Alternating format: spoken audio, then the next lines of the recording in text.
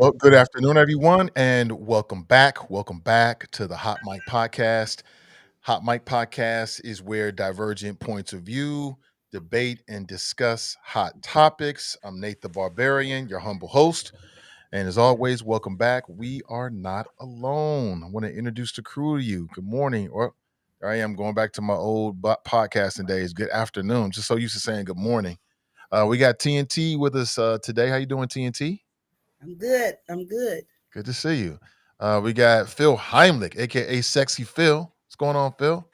For better or worse. For better or for worse. For better, for worse. And we got my boy, my homie in this endeavor, Kevin Aldridge. How you doing, sir? Good, Nate. How The, you doing, the bro? voice of reason is with us. The voice of reason. Now you don't see her, but she's scheduled to join. Man, look at the timing. You know what? This we is vibing. This is a vibe right here. Raven Mundy is with us. Hey, good to see you, Raven. Hey, If how I are if I'm you?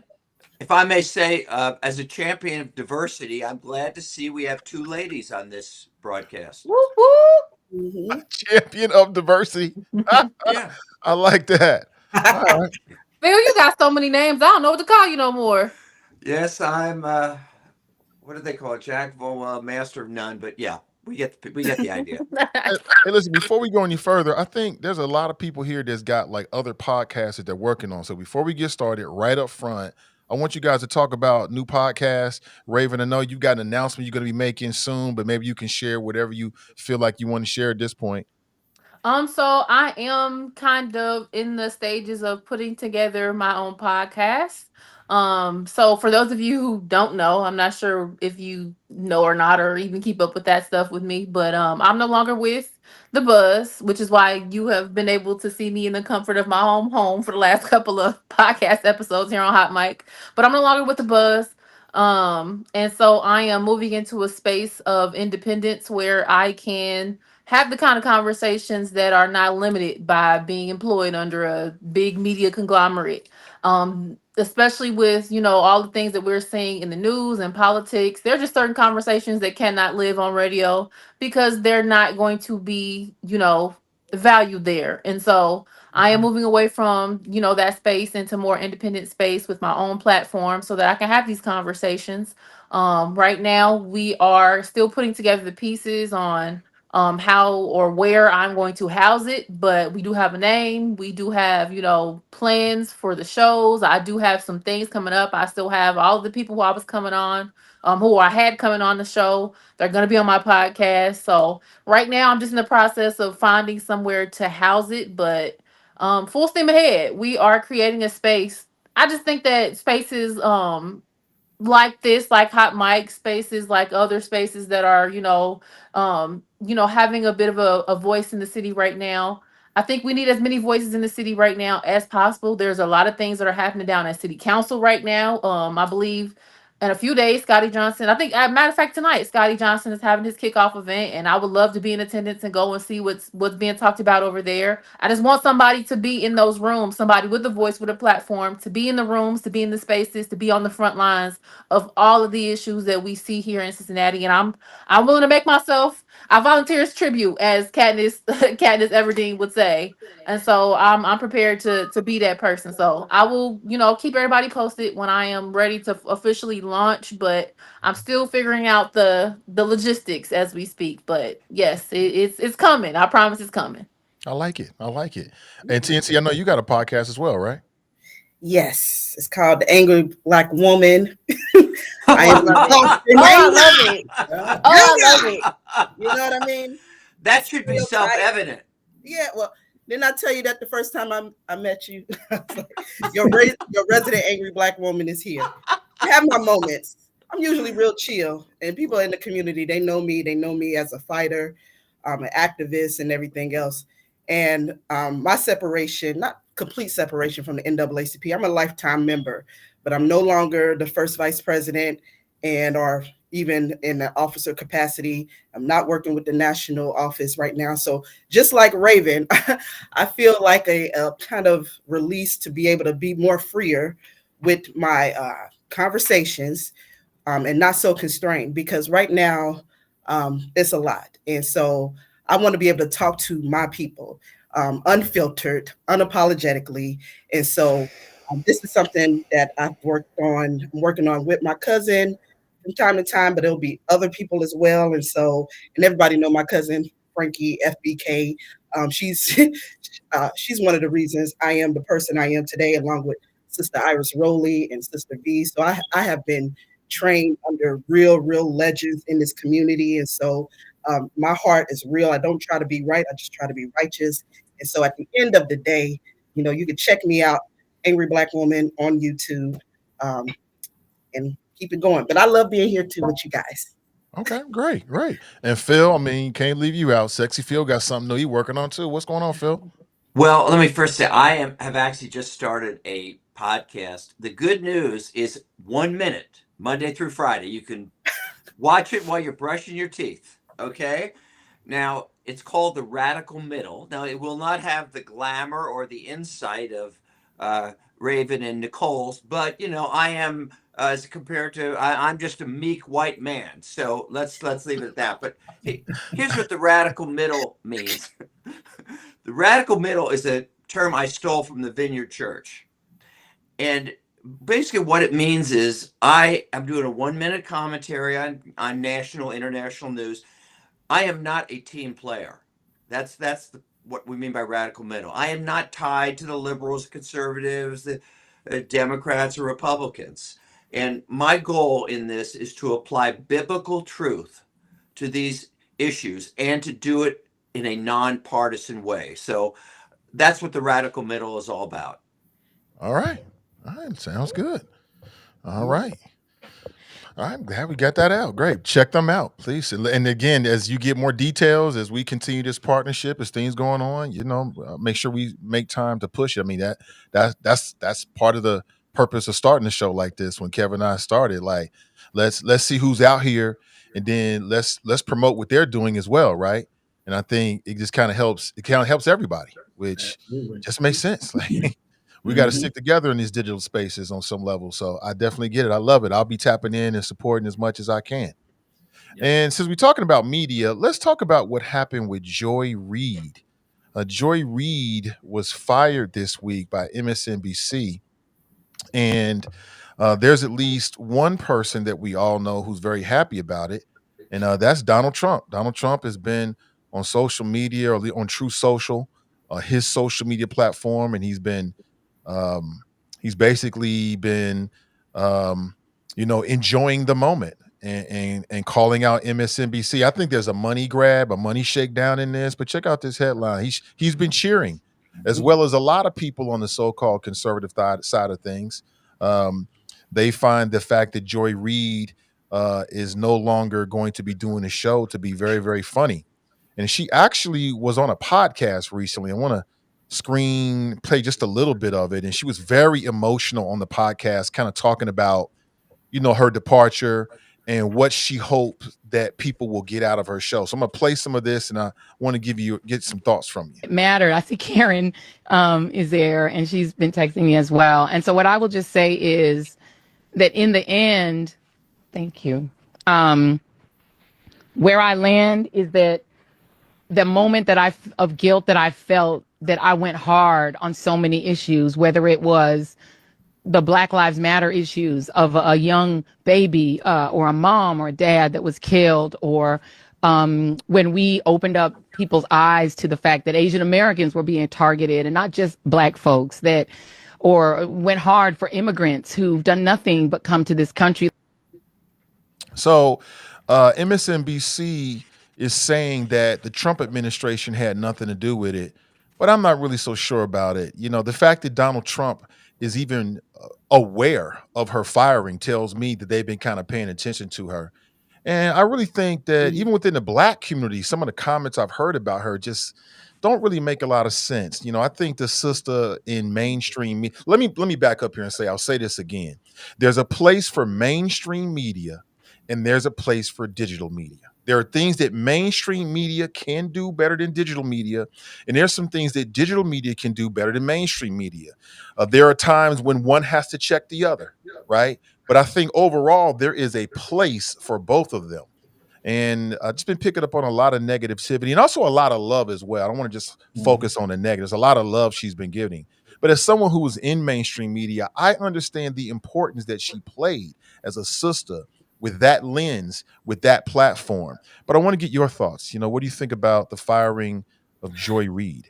Well, the first thing I would say is Joy Reid is going to be okay, because I think what she's been able to do in her time on MSNBC is create a brand for herself that I think is going to transcend her role on that show. Like, I think Joy Reid will be able to take her talents and do her own thing, maybe in her own space. As we just talked about these two lovely sisters that we got on the podcast with us who are doing their own thing. I mean, that is rapidly becoming the way of media now. I mean, you just take a look at Roland Martin, who is creating his own space for his own medium, and it allows you to get out there and not have to live under the constraints of corporate media. Look, if you've ever been a Black person who's worked in corporate media, you recognize that you're only going to be able to go so far with certain things, with certain points of view, and certain things that you're going to be able to say. Now, granted, you can get away with a lot more, but eventually you're going to run up against some barriers and some walls of people in the mainstream who are not going to like what you're going to have to say. And that's what Joy Reid ran into. She kept it real. She brought a cultural perspective, a Black female perspective, to news media that is not often seen in the mainstream, and that don't work for everybody. And she was unapologetic about it, and that's going to rub some folks the wrong way. It clearly rubbed Donald Trump the wrong way. And I don't know what the ratings of her show was or anything like that. Whatever MSNBC will hide behind to say that's the reason that they got away from her. But on some level that's what it is. And I think I'm not 100% on this, but I think that MSNBC and the company that owns it, they were going through some sort of transition there anyway, in which they were changing the ownership there. And that undoubtedly had, something to do with her being cleared out. And there are probably some other folks that they're going to get rid of that's a part of that lineup there. So I think it's unfortunate. I think it is certainly a loss for MSNBC, but it won't be a loss for the followers of Joy Reid, because I think she's going to take, as LeBron James said, taking his talents to South Beach. She's going to take her talents somewhere else, and she's going to be just fine, because I think she's built a brand on her own in her time there that will survive this. Do you think in any way, Kevin, I'm asking your opinion, do you think in any way this has anything to do with Trump? I mean, I always hate to, it's kind of like with the neo-Nazis, you don't want to give the man any more credit than what he deserves and pump him up to think that he has that much influence and that much power. He certainly thinks he does. But I can't get into the minds of the corporate powers that be that made the decision that she was the one that they wanted to get rid of. Now, what I've heard is that Michael Steele, the black guy who was the former head of the Republican Party, is going to slide into her slot. Yeah, him and Simone Sanders are going to do like an ensemble sort of panel show. Yeah, I mean, and if you watch Michael Steele of late, he ain't been pulling. Michael Steele certainly hasn't been pulling any punches on Donald Trump either. And so, I'm not going to go so far as to say that this was that Trump had anything to do with this. I'm not going to give him that much credit. All right. Anybody else? I love Joy Reid. I had the pleasure of meeting her a few years ago at a Trayvon Martin gala that the parents of Trayvon Martin have for their son every year in Miami-Dade, Florida. And she's pleasant, beautiful. And I've always followed her media. And just like what Kevin said, I will follow her wherever she go, because I've always considered her like a trusted source of information. And Nathan, no, I'll send you stuff on Instagram. Like, it may be late at night, but if it's something like so powerful that she put together, it's just like, I have to share this with, different ones. Like, check out what she said on this, because She is unapologetic and she is insightful, and then she delivers in a way that's easy for her viewers to understand and really see from all perspectives. More importantly, but yeah, just like LeBron James, when he left Cleveland, you know what I'm saying, it don't matter where he go, I'm following him. I'm always a fan, and the same for Joy Reid. Wherever she go, whatever her platform is, I'm going to find it. And I'm gonna follow her because she is magnificent. But I do think that Trump had something to do with it. Just with his deliverables, and then he has such a long rant. I didn't even take the time to read what he wrote about her, but I couldn't even stomach whatever he had to say. But it was just like, for him to go so hard and have to say something about her firing, it says a lot. And I don't want to underestimate the ability of what Doge is doing and the access to information and privacy and just what they're doing in general as it relates to using mafia political bullying tactics from the states and just levying their power, whether it's threatening to remove federal funding or threatening to, engage their Department of Justice to attack people. This is not normal. And so people with the biggest voices that are speaking the loudest, that are speaking truth, will be the first to be eliminated, is what I feel. And so what's happening now, I don't think it's by coincidence. People are bending the knee back and forth. John Acosta on CNN, he was a real talent, truth to power type individual. And, they try to change his spot and he, just left. But it's more to come. Last thing I'll say with Joy Reid is that her commentary was no different or harder than some of her colleagues. Lawrence O'Donnell, who is really, really powerful, come on at 10. He goes in, you know what I'm saying? And who's the Rachel Maddow? I mean, what's the difference between her and any of them that speak their mind and speak the truth unapologetically? So either, for her to be the first to be sacrificed, either they're going to be on the chopping block next, or it's just, what is it? I don't know. Well, you asked, you answered your own question. I mean, what's the difference between her and Rachel Maddow? Rachel Maddow is white. Yeah. She's I don't agree with that at all. She's a white woman, and Joy Reid is a black woman. I mean, I don't agree. Still, look, that's totally that. Look, we're not going to go through this. That's totally we are going to go through. And here's one thing. Here's one thing. Again, I hate to get into my racial diatribe, but this is just a fact of somebody who's worked exactly what it is. Who's worked in media for 25 years and who sees how white audiences deal with black content. Not well. White audiences don't deal with black content well. It's why Hollywood will always say that black movies don't sell, that why if it's too black, you got to insert some white faces in it, because the reality is that white people do not respond well to black media. And it's the truth and the fact of the matter. Now, they'll respond to it if you're talking about, some negative stereotypical type stuff, but they will not respond to the type of black media that Joy Reid was putting out there and putting down. They may take it from a white commentator. Joe Scarborough can get on there. Joe Scarborough and Mika, or whatever her name is, Mika, whatever her name is, I can't remember. Brzezinski. Yeah, they'll take it from Joe Scarborough and Mika, but they will not take it from Joy Reid, and that's just the fact. Well, as somebody who myself has been recently let go from a big media conglomerate, I think that I agree with Kevin. I agree with Miss T. Nicole. I think that we are entering an age in media where the loudest and most truth-seeking voices are under attack. We just got to call it. I have to call it like I see it.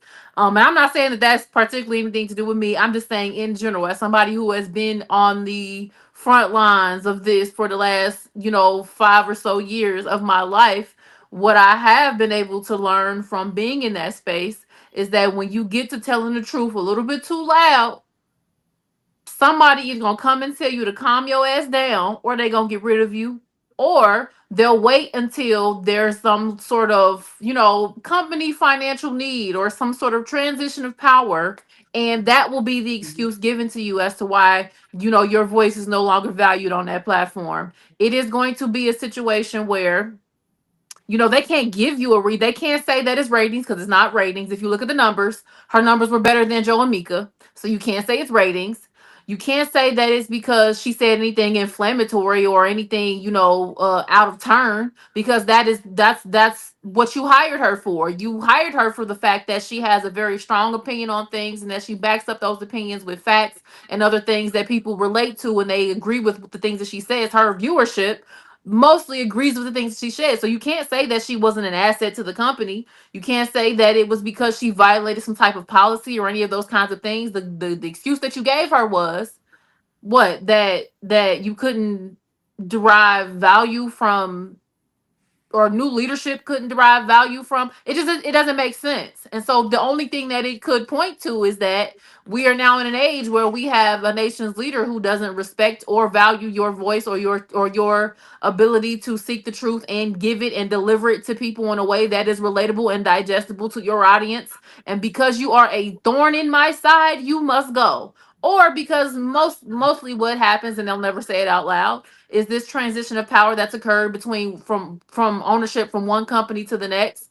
These new owners don't like nothing you got going on. Nothing you're talking about serves their interests. Nothing you're talking about. They look into the future and they see that if I continue to let this talking head speak on my platform, I will not be able to conduct the kind of business that I want to be able to conduct with the people that I want to conduct. I want to conduct it with, because you exist here on this platform and your messaging doesn't coincide with the messaging that they would prefer to hear on this platform, and so therefore you must go. There's no clearer example of Donald Trump got something to do with it, because as we know, that man is the 1% big business. That he's those people's champion. He's not our champion. He's their champion. And so why would I ever allow you to exist on my platform, the one that I make my money off of, and allow you to spew these things and say these things that attack my champion? It's just not gonna happen. And so I hate that. I know what comes with that, because when you are somebody who has maintained a platform and a voice and a message for an extended period of time, and they give you the boot, it does make you question your value. But what I pray for her, if I can just take it in that direction, what I actually pray for her is that she understands that this is not something that is happening to her. It is something that is happening for her. In this age that we live in, if you are somebody who is dead set on speaking the honest truth, you cannot be up under nobody who is taking your truth and monetizing it. It has to be independently, because otherwise it will not get spoken, babe. And I pray she know that in her heart. I pray that she understands that God is moving her away from a place that probably, even as honest as she was, probably still limited some of the things that she could say and do on her platform. I pray that she understands she is now free to move however she needs to. It's Joy Reid. We all know her. We have awareness of her. Like Miss T Nicole, she's somebody who inspires me as a media professional. I will follow her wherever she goes, and I hope that she feels that same love and support that I myself have felt in the last couple of weeks trying to put together my own platform. I hope she knows her value outside of that place who wanted to monetize her truth. I hope that she knows that the truth and the truth alone is valuable. And so people who honestly seek the truth will invest in you, sister. And so I hope that she knows that. I pray that for her. I pray that she moves into a space where she can truly stretch herself out and really get to the business, because that's what we need in this next 4 years. We don't need nobody who gonna be feel defeated and not want to use their voice and not want to tell the truth. If nothing else, we need more of the truth now in these next 4 years than we ever had before. So I just pray that she understands that she's still very much so valuable, and people who actually seek the truth and not to just have confirmation bias will follow her as well. Yes, yes, indeed. She in her spiel, um, we really didn't play it, but where she was crying, she kept saying she knew that her show was Yeah. valuable, that she brought value to that network, and so She definitely, understood the assignment. But like you said, one door closed, another one will open for her, most definitely. But we as a people, we have to remember that, we are not free to, if we're not free to have opposition without threat of losing federal funding or, fear of Department of Justice attacking us, then this is not America. We are close to a authoritarian government like China, and the first thing that they will attack is our media. And so, and even when I was looking at the press conference that Trump has, he was being thrown lightweight questions, by these independent media sources that are very right wing swinging. And so it's just like he gets to choose the media who comes before him. He's not being hit with the hard question. That's the media's job, is to ask the tough questions. Even in my capacity with the NAACP, when I have been a part of that for 15 years. And one of the pillars of things that, I did, and I did it also with Nathan Ivey, was those candidates forums, the My Vote Matter candidates forums. And we held politicians' feet to the fire. We asked the tough questions. And so it got to such a platform that, even news media, traditional news media, they were coming to our events, like the mayor, and the place was filled, standing room only. But we, at that moment, we took that opportunity to really ask the tough questions for our community. And so it's so vitally important that we have media and we have organizations that are not afraid to speak truth to power and to ask tough questions. Yeah, I mean, y'all already know I got experience with all of that. I just hated seeing her in tears like that. And it's just something about it just bothered me. I'm just sick of seeing black people and former people in the media, breaking down publicly. Now, I'm not faulting her because her emotions, she's earned and has the ability to say what she has to say. But I'll be honest with you, when I saw this, it reminded me of Jerry Tolliver. You know what I'm saying? Jerry Tolliver worked at Radio One. I'm going straight there. She worked at Radio One many years ago, helped build that station, gave a lot of people a job, gave a lot of people a shot, including myself, made a lot of money for that station. And I was there the day when she left, and that's what her face looked like. Mhm. Just like Can I jump in here? Well, I'm not finished yet. Okay, That's what her sorry. face looked like. Just like that. Inconsolable. To the point where you ever seen somebody in so much pain you can't get it out of your head? I can't get it out of my head. And this was a woman I looked up to. And she inconsolable. Like, how am I going to eat? So I got real strong opinions about it. But at the end of the day, as an audience person, if you watching your local media or your national media make decisions that you don't like, at some point you got to make a decision about, are you complicit in it? Right? And so a lot of the stuff that's happening with Radio One locally, that's complicit on the audience because you sitting back just eating it up every day. And we know why I love Lincoln Ware. We know why I get it. But at some point, if you don't take a stand, then you're going to fall for whatever and deal with whatever comes that way.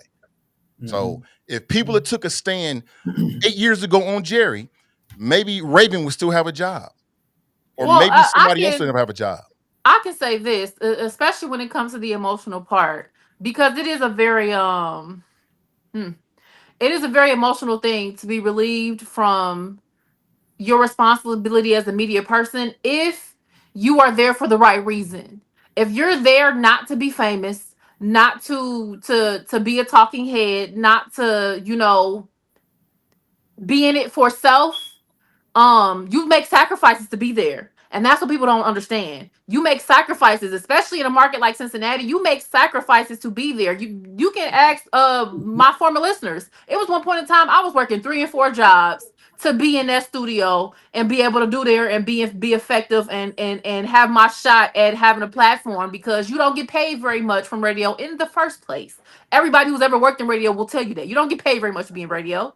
So if you are there for the right reasons, which for the specific, I can't talk about nobody else, specifically for the black community and for what the buzz represented, which was a voice, a platform for black people to come and share thought, discussion, and be interactive with our city's leaders and the people who come and campaign in our neighborhoods and want to, solicit our votes. If you are there for the correct reason, you are making sacrifices to be there. And not only that, but you understand the mantle that it is. And so when you are removed, you understand because of the way that it's set up, nobody else has been groomed enough to take up the mantle that you're leaving behind. Nobody else is in there who is giving you who is equipped enough to when my love and care for these causes, when my love and care for these issues, when I am removed, so is that. So is the priority that I have for the people that I care about when I'm in here talking about these issues. They no longer exist in that space. And so if I am not there, this is not just hard for me. It's hard for the people who listen to my program and felt heard. It's hard for the people who listen to my program and felt seen. And so the emotion that I feel, it's not only because now I got to figure out how I'm gonna eat and how I'm gonna live, and I have to now I'm having to reevaluate my value. It's also when I leave this place, I know there is nothing behind me that cares how I cared, that loves my people how I love my people, that will prioritize the truth over whatever is going on back there in the back office that's trying to make money and gain advertisers. My show was 2 hours on a Saturday. I can't tell you what advertising was like because nobody ever sold me. In radio, when you are a radio personality, we have an entire sales team who is supposed to go out into the public and talk to businesses and sell you as a talent. They're supposed to go to these businesses, say, hey, we have a talent on our station who has a very big following or has a following at all. And if you would like to advertise to us, we will attach your advertising to this program. And not only does that become an opportunity for that business, but some of that money's supposed to go in my pocket too. Nobody ever sold me. Nobody ever tried to sell. You want to know how I got the only sponsorship that I ever got? Is because I volunteered to go to an event of that advertiser, and I put myself in that room and I had the conversation with their PR person. I did that. Nobody else did that for me, even though there's an entire department dedicated to doing that work. Nobody ever did it. And so when you know that your programming is that important and nobody in that back office gives a damn about what you're doing with that 2 hours on a Saturday, it's emotional because I know nobody cares about the things that I'm talking about other than the people who come and listen to me, the people who feel heard and seen when I'm speaking this 2 hours on a Saturday.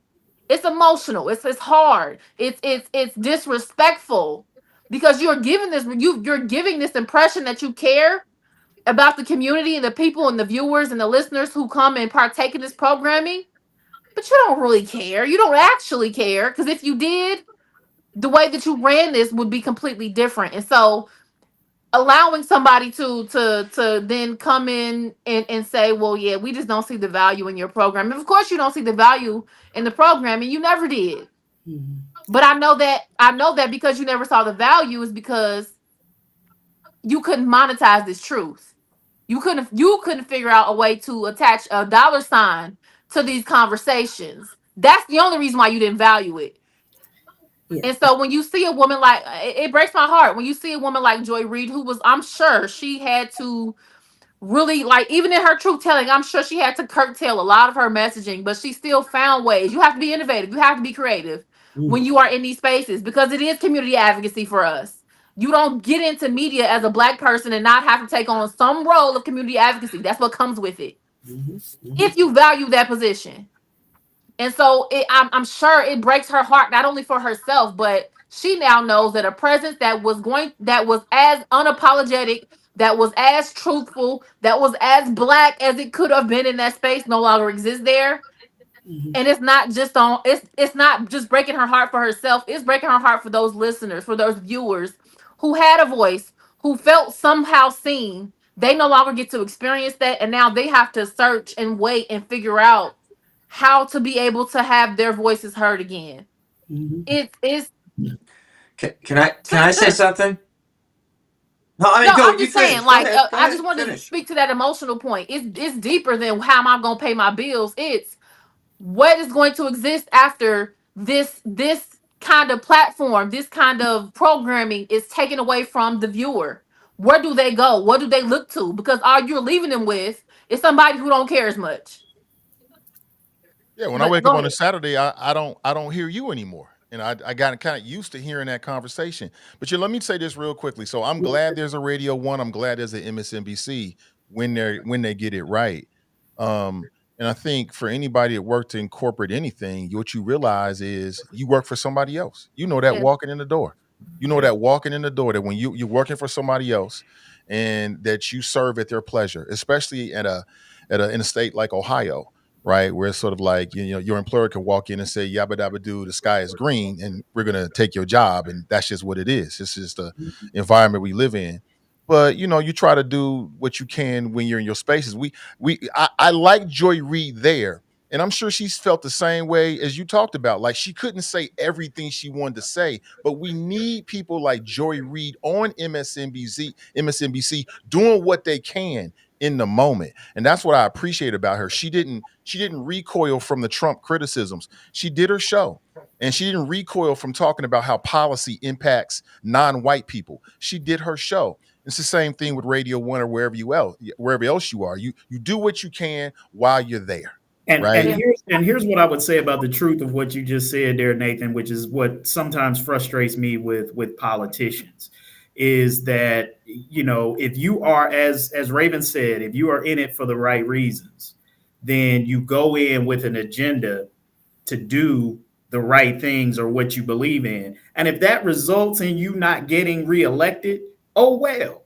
You know, at least you can stand on the truth of, hey, I did what I could do in my time and my space. And the reality is it ain't meant for everybody to have, you know, we're all in this thing for seasons, right? And there's nothing that said that Joy Reid was going to get or was entitled to a lifetime employment at WNBC or MSNBC. We all realize the train gonna pull into the station on all of us at some point. So all you can do is make the most of the platform and the time that you have, so that if at the end of the day, like Joy Reid can walk out with her head up because she did what she could do in the time that she had, and she should have no regrets about that time. Now, I tend to be a little bit more pragmatic, and I get it. You know, everything that Raven said, when I saw those tears, I said that's hurt, not hurt from, oh, I'm not going to have a paycheck, because the reality is Joy Reid is going to be able to monetize herself beyond this, and if she work it right, maybe even in a little bit better fashion than what she was doing with MSNBC. You know, so as one door closes, another one opens. That I believe that firmly as a follower of God. When one door closes, another door open. And I don't want to be nowhere that don't want me. I don't want to be around no people that don't want me. You don't value me, that's fine. I don't need you to value me, because I already know what my value is.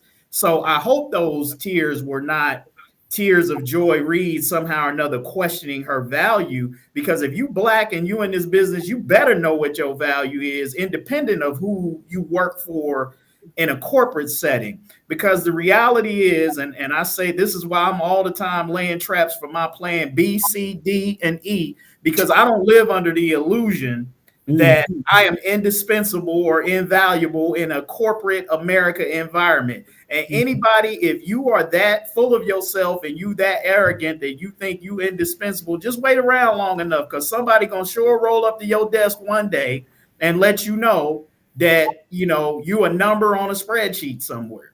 So you know, you can't live under those illusions. You've got to make the most of what you've got in your time frame. Speak your truth, do what you can within the confines of what they are going to allow you to do. You know, and as I said in my opening remarks, you're eventually going to run into that wall, whether it's audience, whether it's advertisers, whether it's, if somebody's got a problem with you, they're going to make it known to your employers. You know, I can tell you about situations where I've had public officials call my boss in the past and say, you need to fire Aldridge. Okay, I've had former bosses that Been there. who have told me, I've met them in other settings when they've left here. They like, hey man, you know, I had so-and-so calling me and they was putting pressure. Why you letting this guy write this? Why is he doing? You need to get rid of him. So that is real. I'm not speaking on what I've heard, or what I'm telling you what I know from 25 years of doing this, most of it here in Cincinnati. So it's real. And you know, Hey, listen. I was on the buzz. I was doing a bit called Mr. Ivy's Neighborhood, and I used to run the Mr. Rogers theme underneath it. Right?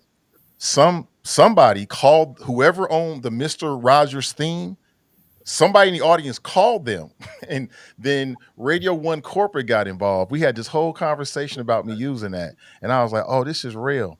Had another conversation where the ownership at that time, it was before Radio One took it over, it's owned by the Loves. They came in, told the program director to have me stop talking about, I forget the black Republican's name from Ohio. Blackwell. Yeah, we don't Blackwell, want you probably. criticizing Blackwell. I was like, oh, really? Oh, okay. Yeah, Thanks for yeah. letting me say Okay, something. go jump on in there then, sexy Phil. Gosh. Those Well, sharp you're so kind. elbows. You're so kind. You're so kind. No, don't take this the wrong way, but I feel like I've been sitting through a therapy session here. Um, you know, I think you guys, with all due respect, are totally missing the point. If you're focusing on race or ratings, I think you're missing the point. I think my concern is this is not about race or this is about power and control. That's my concern. And I have shared before that Donald Trump's hero, he said this, his favorite uh, leader is Viktor Orban. That's his model. He said that. His guy. As I've said, Viktor Orban got elected democratically, just like Trump. But guess what? It's no longer a free country because he got his rich friends to buy up all the media. So there is no opposition media. Now, I don't know exactly what happened here, but my biggest concern is not all these other side issues. It's, are we losing our free media? Now, I know that Comcast is selling off MSNBC. Now, I can't prove why, but I suspect it has to do with they're scared of Donald Trump. And they don't want to be associated with a liberal or an anti-Trump network. And that is a scary thing. And I can't say for sure, but if I had to guess why she lost her job, I do think it has to do with Trump, and I think it has to do with the owners of that station concerned that they're getting on the wrong side of Donald Trump. Because what he has made clear is uh, he is going to come after you. He's got an FBI now that's run by his loyalists, a Justice Department run by his loyalists. He's trying to get, by the way, you guys know this, I think the FCC, his new guy is threatening to withhold license renewals for NBC or CBS or whatever. In other words, and even his press secretary Levitt said the other day about this remember the Associated Press Golf of America thing? She goes, we are going to withhold spaces in the Oval in these press conferences for networks that lie. In other words, that don't agree with us. Now is that is the real concern here, and whether the reason she got fired isn't because her race or it's the fact that they were scared of Trump. I can't prove that, but I'll tell you one other quick example that really made me sick. Speaking of more Joe and Mika, you notice that they were very, very strong critics of Trump and supporters of Harris and all this stuff. But you'll recall that after Trump won, they made a little pilgrimage down to Mar-a-Lago. And it wasn't for an interview, it was to kiss his ring. That's why they went down. And these things are all signs that we are at risk of losing our media in this country. Well, Phil, I am so glad you pushed your way in, bro, because you kind of brought it back to where I wanted to take the conversation. I think you were 100% right. Absolutely. It's about, in my opinion, I've got no more evidence than anybody else, but just my opinion. I think you 100% on spot on, Phil. It's about power and control, and the MSNBC brash sort of kissing the ring for Trump in advance because they know that Trump has a problem with certain people on the network. So they're trying to Trump wash their network to deal with the next 3 to 4 years. And that doesn't Look, I'll say this: there's only going to be. I mean, I don't disagree with anything Phil said in terms of things that we should be, concerned about. But I think, anytime that you've got, I mean, and there have been corporate interests in media, for a while now, and that's always been, one of the great concerns is that when you have these huge corporations who are controlling media, does that influence, news decisions and things that get made, down the line when corporations are trying to make determinations on what gets covered and what doesn't get covered. And I think that, as someone who has worked in a newsroom for quite a long time, those of us who believe in, the First Amendment and who believe in the power of the press, resist that and fight that at all levels of corporate influence and in terms of journalistic decisions. Now that only goes so far, again, to where, ultimately the edicts that come down from on high, they can remove, replace, and get rid of. But I think it becomes apparent to the audience at a certain point that this is what you're trying to do. You can get rid of a Joy Reid, a singular voice in Joy Reid, and, sort of have plausible deniability in that. Does it impact things on some level? Certainly. But now if you start cleaning house, if you start getting rid of the Rachel Maddows, the Al Sharptons, and replacing them with sort of, Fox News replacements, then I think that becomes, readily apparent to the audience, what you're trying to do. I'm not saying there's another thing too, which is the lawsuits. Yeah. The lawsuits. Look what's happened. Trump throughout his life and business, he used lawsuits against people and to drive them out of business because they didn't want to hire lawyers. Now, look what's happened. He filed a frivolous suit against ABC about what George Stephanopoulos said about that he had been held liable for rape, which he was. And guess what? They could have won that, but no, they wanted to kiss the ring, so they gave him $15 million for his so-called presidential library, which, as far as I know, doesn't and will never exist. And then what's the recent one that he's suing the Iowa newspaper because they did a poll and said that he was going to lose in Iowa to Harris. He's suing them for defamation. Okay, and this is all part and parcel of this. This is using the courts to intimidate the media, and we all ought to keep our eyes on. And that's my point, Phil, is that this is a scary, but it's scary up thing. to the public. It's up to the public to stand against this and challenge it when you see these things happen. Yeah, but the public only reads if they don't have anything to read. It's like the public in Russia. Well, yeah, I mean, look, let's just be realistic. Donald Trump cannot. Look, if the American public allows Donald Trump to erode the media in that way. What do you mean allows? What do you mean allows? Well, first of all, Phil, there are all sorts of different ways that you could attack it. So first of all, if there's a concern about corporate media interests and having the freedom of the press, then people need to support the independent media that's out there and fund that.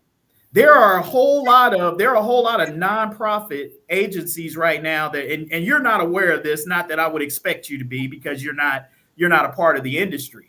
But there are a lot of efforts out there right now to create these nonprofit that are not tied to corporate boards and these things of these natures to create newsrooms and communities, all across the nation. And there's this belief that this is a better way that America ought to be going to get corporate influence out of the media, so that they won't fall to the whims of the things that you're kind of concerned about these corporate CEOs, rolling things downhill, at being concerned about Donald Trump trying to influence over that. So there are a variety of different ways to keep, the press free and independent that the people can be involved in. And this was the point that I was going to say about Black media. Like, part of the thing is if you are tired of this and you feel like Black voices have value, then support Black media. Black folks, if you are concerned about, then support Black people who are out there who are trying to bring you the news and the perspectives that you value most. If you are tired of the corporate media and you don't get, then take your dollars and support Black media. I watch Roland, and I'm not saying Roland Martin is the is the end all be all of black media. But I see Roland Martin constantly begging black folks and black businesses to support him and give money so that he can do the things that he do, go to the places and report on the type of stuff that is going to benefit those voices that don't get often heard. So what I'm saying is that as people, I'm not one of these people who sit back and just say that we're powerless because of Donald Trump and the institutions. Bull crap.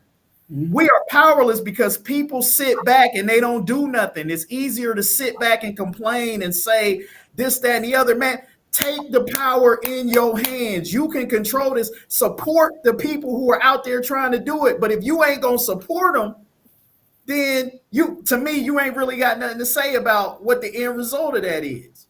So, but you know what, Kevin? I'm somebody the only thing who I would say is that to sit back and think that I don't have the power to change stuff. I'm with you 100%, but that's only one part of the conversation. So I agree with everything you just said. But the other conversation we should be having is in these newsrooms, in the MSNBCs, what do they value? And I've said it from the beginning. At some point, you got to stand on business. Resist the temptation to change just because Donald Trump or MAGA or whatever. On some levels, the media institutions and companies themselves need to stand pat on whatever virtues they think that they say that they're supposed to be standing on. But this MSNBC thing, I think you're going to see more of it. I think it's directly related to, just like we saw with Jamel Hill with ESPN. After Donald Trump had an issue with her, all of a sudden it was a ratings issue. I think if she was pro-Trump, she probably would have lasted longer. Speaking of Jamel Hill.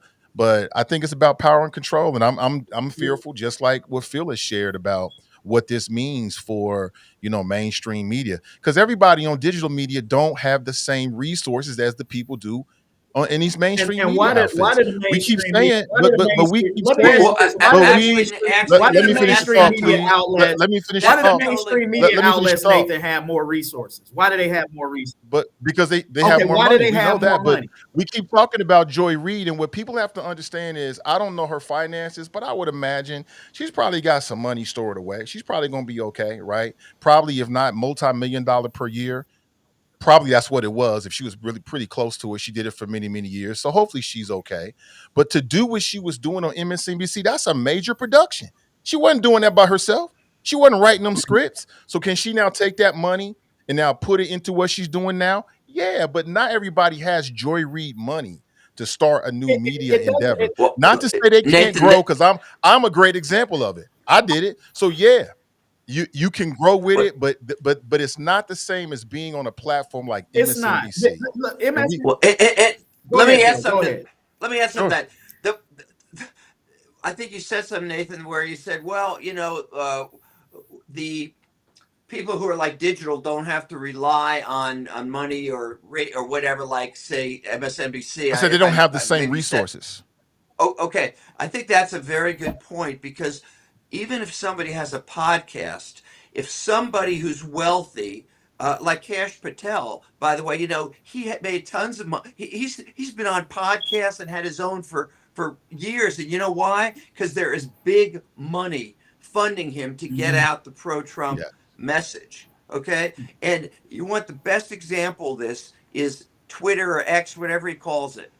This guy has, I don't know how many million followers, and it's all because he has the money to put in it. Okay, so the thing we have to be careful about is, just say I'll listen to my, and you can listen to yours, but the problem is these people like Musk have the ability to overwhelm the, whatever you want to call it, independent media or nonprofit media, because they can put so much money behind their vehicle. And that's absolutely 100. That's absolutely 100% true, Phil. And if what you're saying is absolutely true, then there's nothing that, then that's a wave that you can't fight, because Elon Musk will do like what he did with Twitter. They'll just buy it up, and then they'll control it, and they'll put their people in place and push their messages out. That's almost something that you can't control in a corporate media environment. Look, here's the thing that I say is all media is, which is why I always kind of chuckle when people say, whenever they throw out the criticism, you're just trying to sell newspapers. Like, yeah, that's kind of the point, because guess what? If you don't sell newspapers, if you don't sell advertisement, guess who don't have a job? Me, because somebody's got to generate some kind of revenue to be able to pay me what they pay me to do what I do. And if what I'm doing is not producing eyeballs, if it's not producing the type of interest, then guess what? They're going to move on from me and bring in somebody else that's going to be bringing in those eyeballs, because all of that, it's a formula that you can't get away from.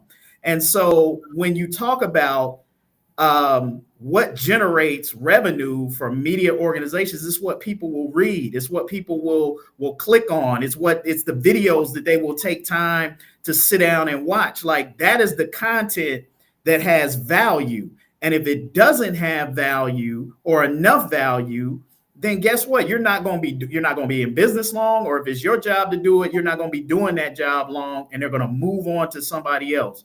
So this is my argument about Black media, that if and again, if anybody who has done business as an African American, you have to understand that even though we spend a lot as black folks, like, it's tough to just survive on the Black dollars alone. You need that infusion of the larger corporate dollars if you're going to blow up, if you're going to become big.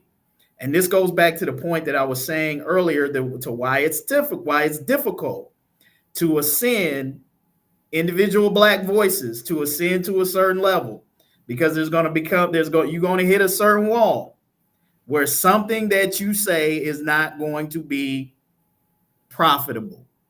It's not going to be profitable to the people who don't want to hear it, right? Or who are going to get pressure from the people who don't want to hear what you have to say. And again, it all comes back to the dollars and cents. And so when you talk about the value of Black opinions in the media market landscape, what are the dollars and cents that you can assign to that? That's part of the question. Is what is the true market value of Black opinions? And I'm not talking about theoretically, I'm talking about in the marketplace. I'm talking about the value of the voice that folks will pay for, that advertisers will support, that will prop you up. What is the value of that Black voice in the marketplace? Yeah, I think it's a fair question there at the end you asked, but there's also another level to it as well, and then we'll move on to some other things. Is that you can have good content from the Black perspective, but this goes back to what Kevin was saying, kinda, if not almost completely, which is that doesn't mean that people are going to buy it, because they may not value it, right? And you can have numbers and you can show the numbers, but if somebody doesn't say, listen, I'm willing to purchase that, it don't mean anything. And I've made this point, there is a limit to that. It just depends on who you're dealing with. Some people, hey, they're gonna roll with you no matter what the criticisms are, because they see your value.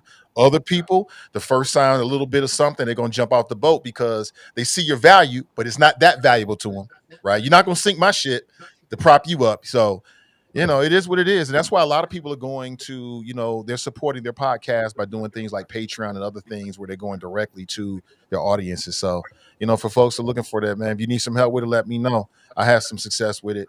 And I can kind of show you what I did and what I used. But there are some platforms out there that maybe you can help to fund what you're trying to do. So, but let's move on. It's a lot of stuff going on. It's like everything is going on at once. And I thought that was a good conversation about Joy Reid, and a fair conversation from a lot of different perspectives. So only thing I would end with, if you're somebody right now, if you're a Black creative or a creative in general, no matter what your color is, and you're working in corporate America, the smartest thing you can do is to start to build your own while you're actually working for whatever that company is, because that day might be coming sooner than later. And so you just use one to sort of promote the other until you don't have that one anymore, and you can just continue what you're doing on your own ship. So that's all I'll say with that. And can I say one thing real quick?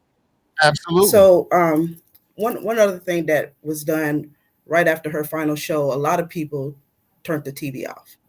And I love Lawrence O'Donnell. He comes on later on, but I was just committed to making sure that the network knew that her um, absence from their lineup affected. It's going to affect their viewing, and I may do this all week or whatever the situation. Maybe I'll have to catch Lawrence O'Donnell, Rachel Maddow on YouTube or whatever, and little.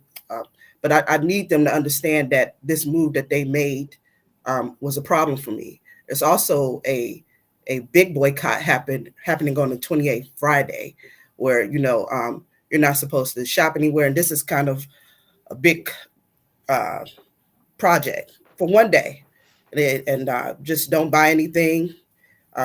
Maybe even turn the TV off. I don't know, but just be very limited, and it's just to stop this country and remind this government and these corporations that we are the consumers. We have the power with our dollars. We have the power with our viewership, and we could be selective on where we spend our money and where we give who we give our attention to. And so, supporting minority-owned business, Black-owned businesses, or shows and different ones. That may be the order of the day. And if that doesn't have a big enough impact on Friday, then it may extend beyond one day. But we have to start somewhere, because like what Phil was saying, this is a move toward an authoritarian government. And a lot of the impact and the actions that they are taking, they are slowly eroding away our democracy and things that we know true. And they're trying to normalize this. This is not normal. What is going on right now is not normal. I just got an alert that there was almost another plane crash that just happened in like Chicago or something. But it's a lot going on. But go ahead, Nathan. I just wanted to put that out there.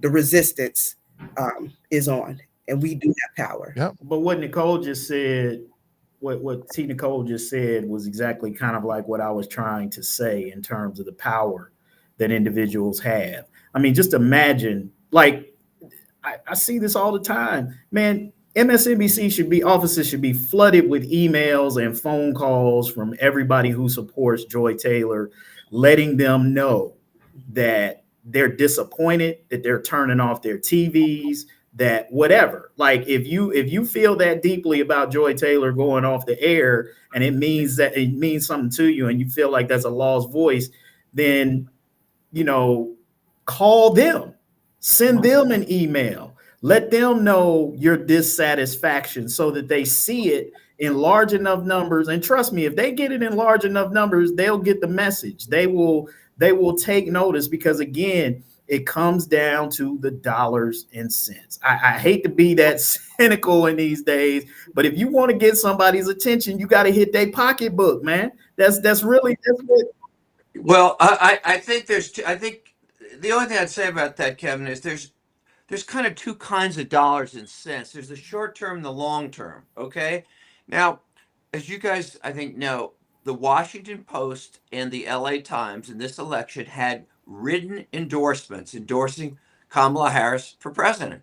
And they were pulled by Jeff Bezos, who owns the Post, and they were pulled by whoever the guy, billionaire, that owns the LA Times. Now, a lot of subscribers, in the way you suggested, and to the Washington Post, cancel their subscriptions, okay, to express their opposition. But you see, and so in the short term, yeah, it probably costs them some money, and will happen at MSNBC too. But you see, Jeff Bezos wasn't looking at the short term. Okay, he was looking at what Donald Trump could do to him in the long term. And you might remember in his first administration, he tried, because he didn't like what the Post said, Trump tried to get the Postal Service to raise the rates on Amazon. In other words, he was going to push this button to get this here. So even though I don't disagree that, yeah, we could do things like cancel our subscription or not watch or whatever, the scary thing is that these guys who own this, even if it costs them some money in the short run, are scared about what Trump can do to them. And that's why it can't be. That's why it can't be a short. It can't be a short run thing. Like you can't. Like there has to be some level of commitment. If what you're telling me is these guys are willing to go to great sacrificial lengths to get what they've got, then you got to meet that energy as a consumer.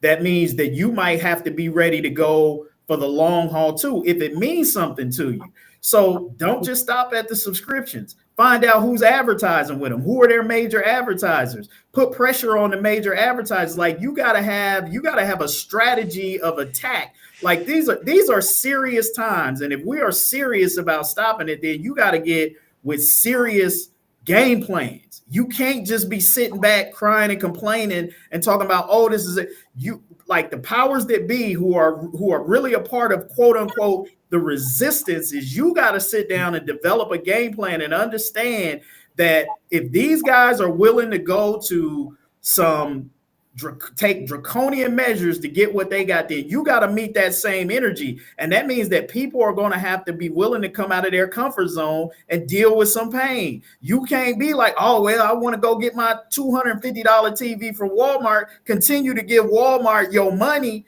and they're telling you they don't value your diversity or anything like. So if you're going to keep, then you're the fool that's going to get what you deserve if you want to keep giving Walmart your money. Then to me, like if you're that type of person, then I don't want to hear it. Right? Like you're talking about people who are willing to go to extreme measures. I mean, and I hate to go Nate the Barbarian here, but this is what Nathan talks about.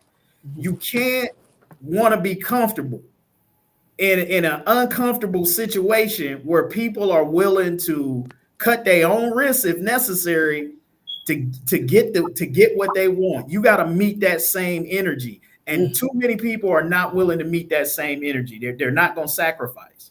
And that's where they know they have you. That's where they know they have you, where they can control you, because they can control you with your materialism. They can control you with the money. All of this stuff that Donald Trump is doing right now, holding the federal funds, it's a power play. Because as you said, Phil, he knows that a lot of these institutions are drunk off those federal dollars and that they count on them. And so now I'm going to put biological mail on the bathroom because I need that 30 or 40 million dollars that the federal government is giving me and I can't afford, or I'm scared to lose it. To Nathan's point, what he was saying the other day, even though I was battling with it, he's right to a degree. At some point, you're going to have to make a decision. Is the money more valuable or is the principle more valuable? And that is the decision that these guys are forcing all of us to make, and they're betting that we can't make it. At this point, well, they know we can't make it. We lack discipline as individuals. I mean, we come on, we could get all into it, but they know it's very difficult for us to give up things that we really, really like, whether it be whatever it might be. Raevn is back, but I'm still having some issues with your video. No, she's back now. I think maybe she jumped on a different device. She's back. Let me move on here. Here's what my question for you. So, I'm not sure how much you paid attention to it, but yesterday and today, there were student and faculty protests on the University of Cincinnati's campus. There were a lot of Facebook videos, Sister Iris Rowley and others who were going live from the Board of Trustees meeting to this morning.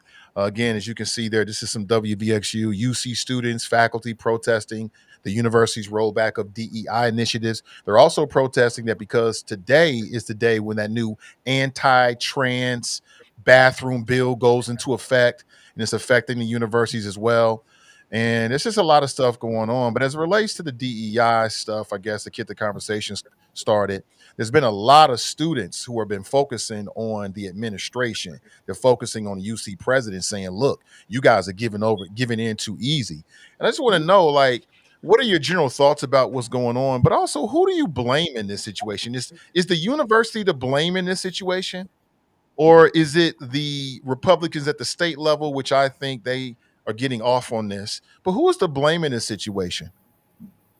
Well, it's definitely the State House. I think it starts at the State House. I think it starts with with the politicians who are passing these ridiculous laws about, what teachers can teach and what you can talk about in a classroom, and, trying to get on the bathroom into people's bathrooms and trying to enforce these unenforceable or put these unenforceable laws on the books. It's shameful, quite frankly.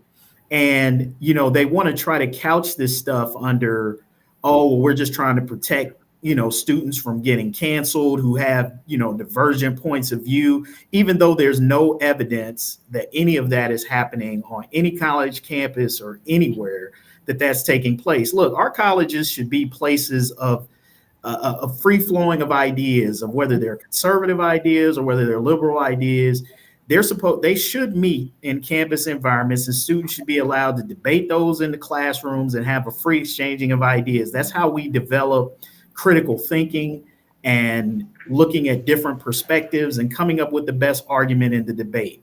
If you try to start censoring that and limiting that, you're putting the future decision makers of this country at a decided advantage. They're going to be less skilled. They're going to be less capable of critical thinking and decision making.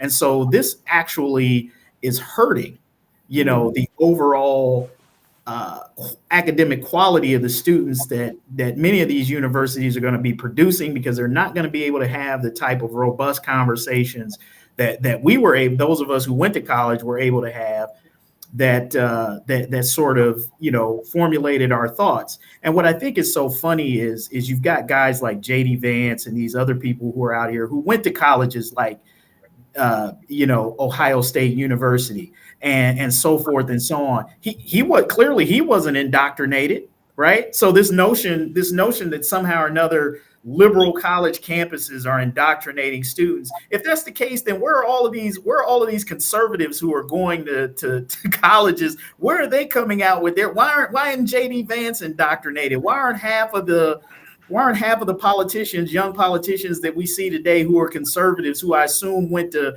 the Harvard, Yales, and some of these higher education institutes, why aren't they indoctrinated? This is the part of the crap that the American public some in the American public swallow and digest. It doesn't make sense. The same people who are pushing this crap on you are the same people who graduated from some of these very same universities that they want to try to convince you that are indoctrinating students. It should insult your intelligence, but unfortunately it doesn't for too many people. Absolutely. I just want to point out what some of the viewers are saying. So the president of the NAACP, my brother David Whitehead, said SB 104, page 28, is the bathroom issue. SB 1 hasn't been pushed through the House. It needs to be killed by calling the Republican legislators. So that's some action that we all can take right now. The powerful, my queen warrior Iris Rowley said SB 1 State House has the bill passed yet, and national executive orders aren't law. Key. They are not law. UC folded way too soon, and it should stand up like other universities. And so I agree. These actions did not have to take place this soon, and to comply at this point is to be complicit. I saw part of the live that Iris Rowley had with the students. I'm so proud of these young folks. The young people is our leaders of today. And I'm glad someone was there to help encourage them, to empower them, to let them know that their voice matters. And so they were very powerful today. And even just explain, like, you didn't even come to the student body. You didn't even talk to us first before you try to enact these provisions. And so right now, the resistance is on, and people have to really, really take into account that we don't have to normalize what we know is a neo-Confederate regime and what they are trying to push. All law is not good law. And so for these corporations, universities, and different ones to immediately fold, either you agree or, your cowardice in your actions, and you never stood for these things to begin with. Because the last time I checked, diversity, equity, and inclusion, these are positives. These are positive actions. There's nothing negative that you can attach to it. And so for this to be the immediate breakdown and for people to comply with it right now, to me, is being complicit. And so we must resist. I think what's interesting to me is UC has always proudly touted their DEI initiatives. And so for them to have folded so quickly is very, for lack of a better term, suspicious to me. Because did you actually mean any of the things that you said when you touted all these DE initiatives, if so quickly and so fearfully you now are making the decision without ever talking to student body, who some of them benefit greatly from those initiatives? There was a student interview by the news, and he said, well, I'm part of the Black Student Union. There are other, programmings in which, if they really go forth with this, I will no longer have community here at UC. These are things that I'm just gonna be real. And again, I know we hate to get into these racial diatribes, but I gotta take it there because that's what's important to me and the people who listen to Oh, I'm here me. for it. Black That's Phil. students I'm here on for it. any campus in America that is a PWI. UC is not a HBCU. It is a PWI. It is a institution that is for most parts majority white. To be able to find community in those kinds of institutions is integral to my education. I cannot survive without my community because in these spaces I need to be able to have a space to come home to where I can be surrounded by people who look like me, people who go through what I go through, people who experience what I experience. The average white student on that campus doesn't go through what the average black student on that campus go through or any other minority. It's just different. Unfortunately, for a lot of our white counterparts, they don't understand. We live in two different Americas. So I have to have a community that reflects the America that I live in order to survive in this portion of America that I don't. It's integral. And so for UC, like I said, to have, since I was a high schooler, to have always touted their DEI initiatives and then to so quickly backtrack and so quickly, bend the knee to this new administration that is fully supportive of neo-Nazis and other hate groups and all of these initiatives that are directly targeting minorities and the impoverished and different groups that don't, benefit from being white and affluent and wealthy in America. It really calls into question the integrity of anybody in charge, the integrity of I love that students are calling out the presidents and directors and board members, because you basically lied to us for quite some time now about what your intentions are and what your real, interests are in me being on your campus. I have to assume you've always felt this way. I have to assume you've always kind of saw me in my place here, saw me in as nothing more than a dollar sign. And I know that, business is business, just like any other business. These universities, they have to make their money to be able to keep running and to be able to keep, paying their employees and all these other things. I know that they are also funded by the government in certain ways, and so they have to, remain compliant in those type of ways. But I think that we've always understood that most of our greatest moments in American history, they were birthed, or those movements were birthed on a university campus, because it was birthed by people who were seeking after higher education. And as Kevin said, we're having those well-rounded conversations to be able to get to a place to look at the country they live in, that they will be future leaders in, and decide, I don't like the way my country is headed and I would like to change it and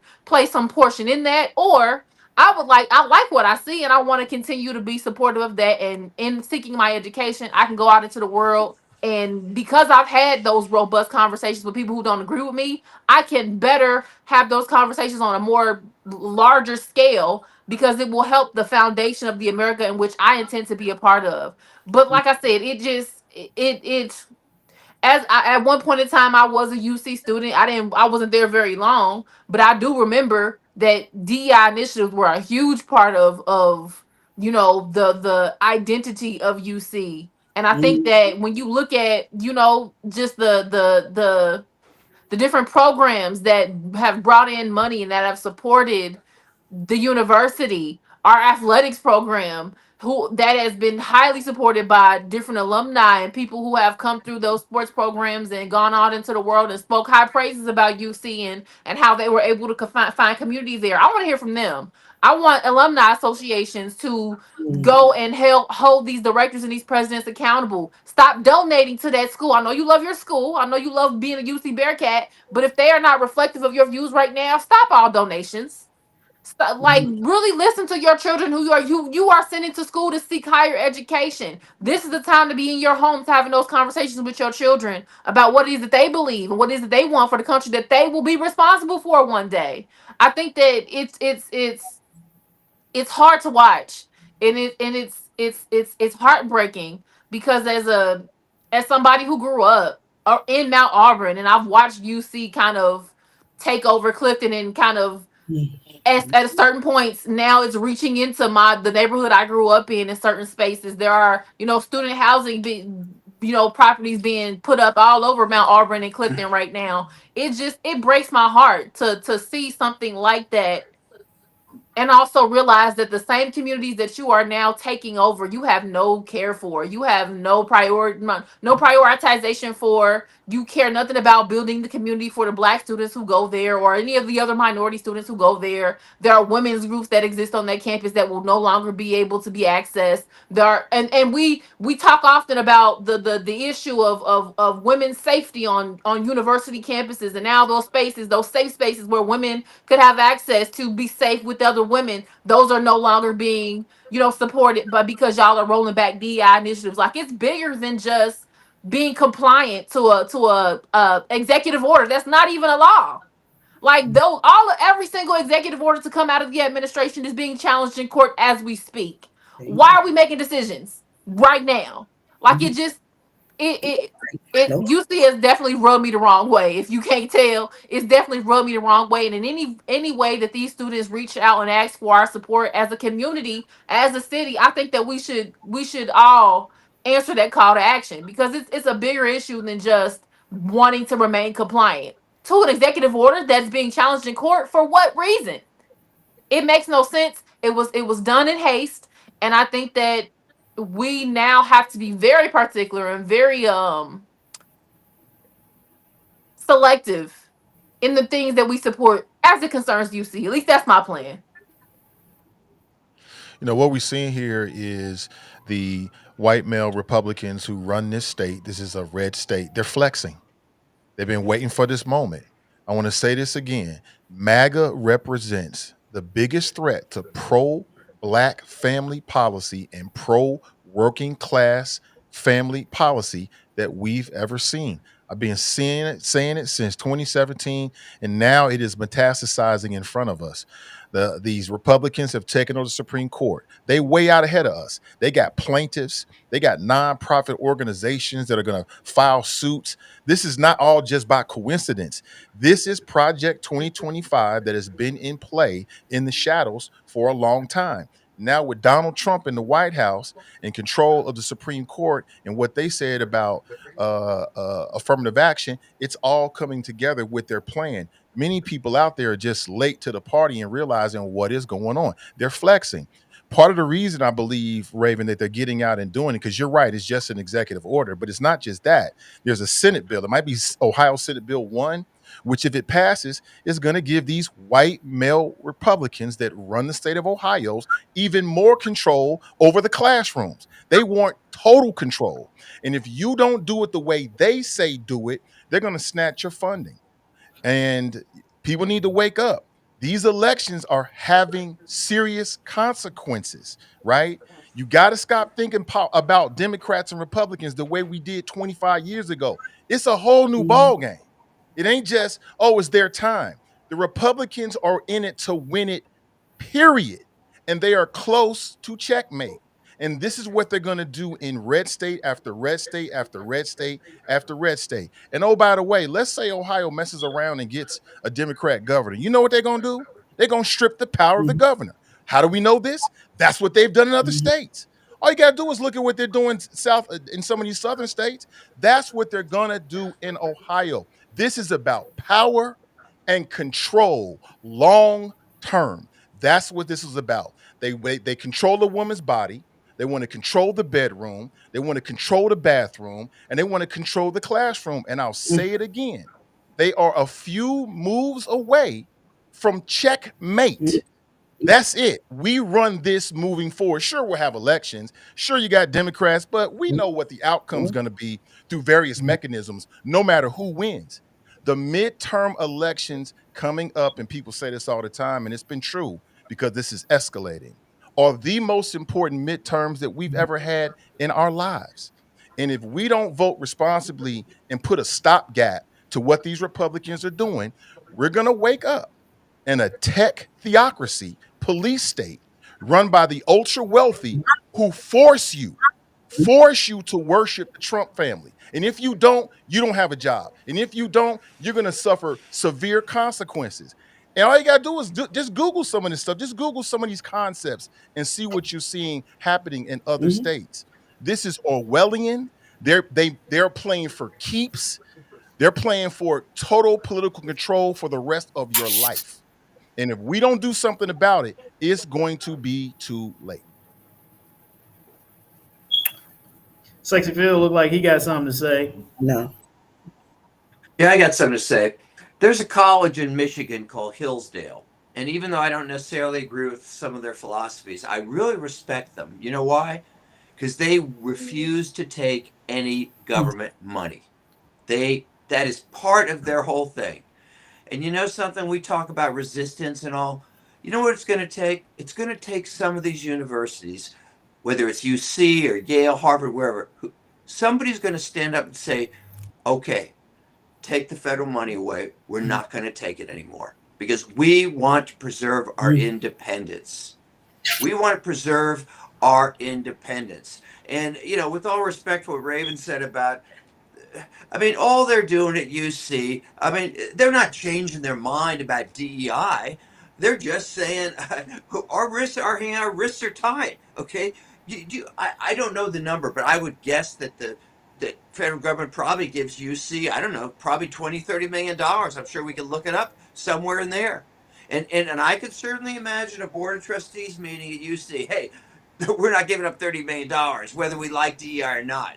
Well, it's going to take somebody to have the courage, it's going to take some universities to have the courage to say, we are going to give up that money. So if I'm not a big DEI supporter, but I support the right of the University of Cincinnati if they want to do it and not be controlled by anybody in Columbus or not be controlled by anybody in Washington. That's, by the way, supposed to be the Republican and the conservative philosophy, limited government. If Kevin Gordon was here, I'd love to challenge him on this. But you see, what it just shows the total hypocrisy that you say you want limited government, but you want to impose your standards from on high. And just to follow up something that Nathan said, I hate to admit that I may be leaning toward Nathan's point of view on something. I hate to say this, but when we were talking the last time about the city of Cincinnati and sanctuary cities and Trump threatening to withhold federal money, wouldn't it be good if some city decided, maybe they may need to take a couple years to wean off it, but if a city said, look, we are not going to allow ourselves to be dictated, our policies from Washington, we're giving up the federal money. Now, you talk about resistance, that would be a means of resistance that really would have an impact. I agree. The other thing I'll say, go ahead. Yeah, no, Go ahead, I Kev. agree You with jump in, everything that Phil just said, and I even had to acknowledge, you know, in my earlier comments, to coming around to what Nathan was saying last week on the pod is that, you know, if we're serious about this notion of resistance, there's going to be some pain. You cannot go up against these types of individuals and fight them because they're going to use these mechanisms, this lever of money. This is what Trump is doing right now. He's saying, hey, if you want my money, which is not really his money, but the federal dollars, which to my understanding, like Congress has totally abdicated their whole budget strings approach to this. Like this even really shouldn't even be Donald Trump's decision to make. Like he doesn't control government spending. But the fact that he's using this to try to control people and lord them over it, like at some point you've got to be able to say, I'm not going to allow you to control me with your dollars if you want to maintain some independence. Look, UC is going to be hurt by this, I think, and all of the colleges and universities in Ohio and states who capitulate to this are going to be hurt in the long run. They're going to lose professors, they're going to lose students, and people are just going to go to places where they feel like they're valued. And I think what they're hoping is that, you know, people will stay loyal to UC and that they'll continue to get all of the support that they've always gotten, you know, in spite of this. And I think, you know, if Trump is going to, if you care about these issues, if Trump is going to lord his dollars over UC to make them do something that may not be in their best interest or the best interest of their students, then you got to take your money in the same way and lord it over to UC and make them make the decision whose dollars matter more, the federal dollars or the tuition and everything that the donations and the contributions that we're making to that university, what is it? Make a decision. Like Denzel said in Training Day, make a decision. I'll leave you one. Which one you want, the left one or the right one, but you got to make a decision, and that's what it's coming down to. I want to give a shout out to Dr. Abercrombie up at the University of Cincinnati. Like the work that black man has done over the last, 30 years at the University of Cincinnati, it can't even be quantified. You can't even put a number to it in terms of the impact. If you are a black alumni at the University of Cincinnati or from Cincinnati, then you probably thinking just like I am, what about the African American Cultural Resource Center? What's going to happen to what that building and what that means to all of the black people who have, I personally know probably 6 or 7 black female doctors who Dr. Abercrombie has touched and went through the African American Cultural Resource Center in some way. It provided a community, as Ray has been using. It provided a safe space for a lot of people on a PWI. And so, my thoughts are, what happens to that building and all the programs that they've been doing for years? Is that in jeopardy? Have to get rid of If that's so, they're gonna get a huge response from black alumni. And you know what it might take? It might take the athletes to get involved. Some of these scholarship athletes, and again, I'm not going to put this on them because they work hard for them scholarships. How can I come along and say, give it up, for something else? Just to correct, as we had a discussion, it's not just scholarships now. It's in some cases millions of dollars that they're being paid. So it's not just like the old days where it was just a scholarship. Yeah, but even the money, that really wasn't my point. I was just saying they are scholarship athletes in terms of they have a starting position or very integral position on some of these sports programs. And these sports programs bring a lot of money into these universities with these TV contracts. It might take the athletes to get involved for the universities to start to pay attention. But again, I'm not going to put that on them because, some of these cats have been working their whole life to get to that position. They might be eyeballing the NFL. And that's a huge sacrifice to ask them to give up. But it might take that. We might see that one day. I just want to respond. I think Iris was asking the question why, and I'm assuming she was asking like, why would UC have to get rid of the Black Cultural Center there? And I'm not suggesting that they should get rid of it because it's a good idea. What I'm saying is if you follow this DEI, they're going to have no choice but to get rid of it because they're even pushing. I can't remember where I read this, but there was on one university campus where they had a play or something that had like a Latino name in the title, and they were even going so far as to say, "Hey, you got to get rid of that. You can't even have that." So that's very racist. Yeah. So this is the extent to which they're pushing this DEI stuff. Is that you are not going to be able to have anything that is remotely related to any kind of cultural acknowledgement whatsoever on your campus because they're going to push that. And so if UC tries to maintain that and keep it, I guarantee you that there is going to be some MAGAite somewhere that's going to challenge them on that and put them in a position where they're going to have to answer for why they want to keep that on campus. And if they're folding now, they're going to fold on that because they're not going to want to lose those dollars.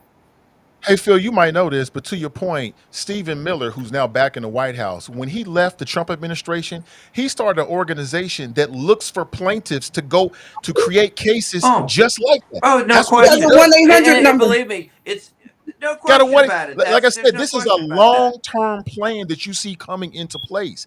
They are not playing games. They mean it. It used to be more subtle. It was the lawsuits, but frankly, it's not even that subtle. Trump is saying to UC and every college, yeah, if you have anything to do with DEI, whatever, and again, this is not a question whether I agree with DEI, but whether I agree with the right of local authorities like universities to make their own decision. He's saying it very clearly. Yeah, you got anything that has to do with DEI, you're losing your money. Okay? So really what it's going to come down to, not to repeat myself, is some of these colleges are going to have to say, no, we want to maintain our independence. That is what it's going to take. They're legalizing discrimination right now, and they're trying to normalize it. And just like Nate said, Stephen Miller, he has literally a 1-800 number.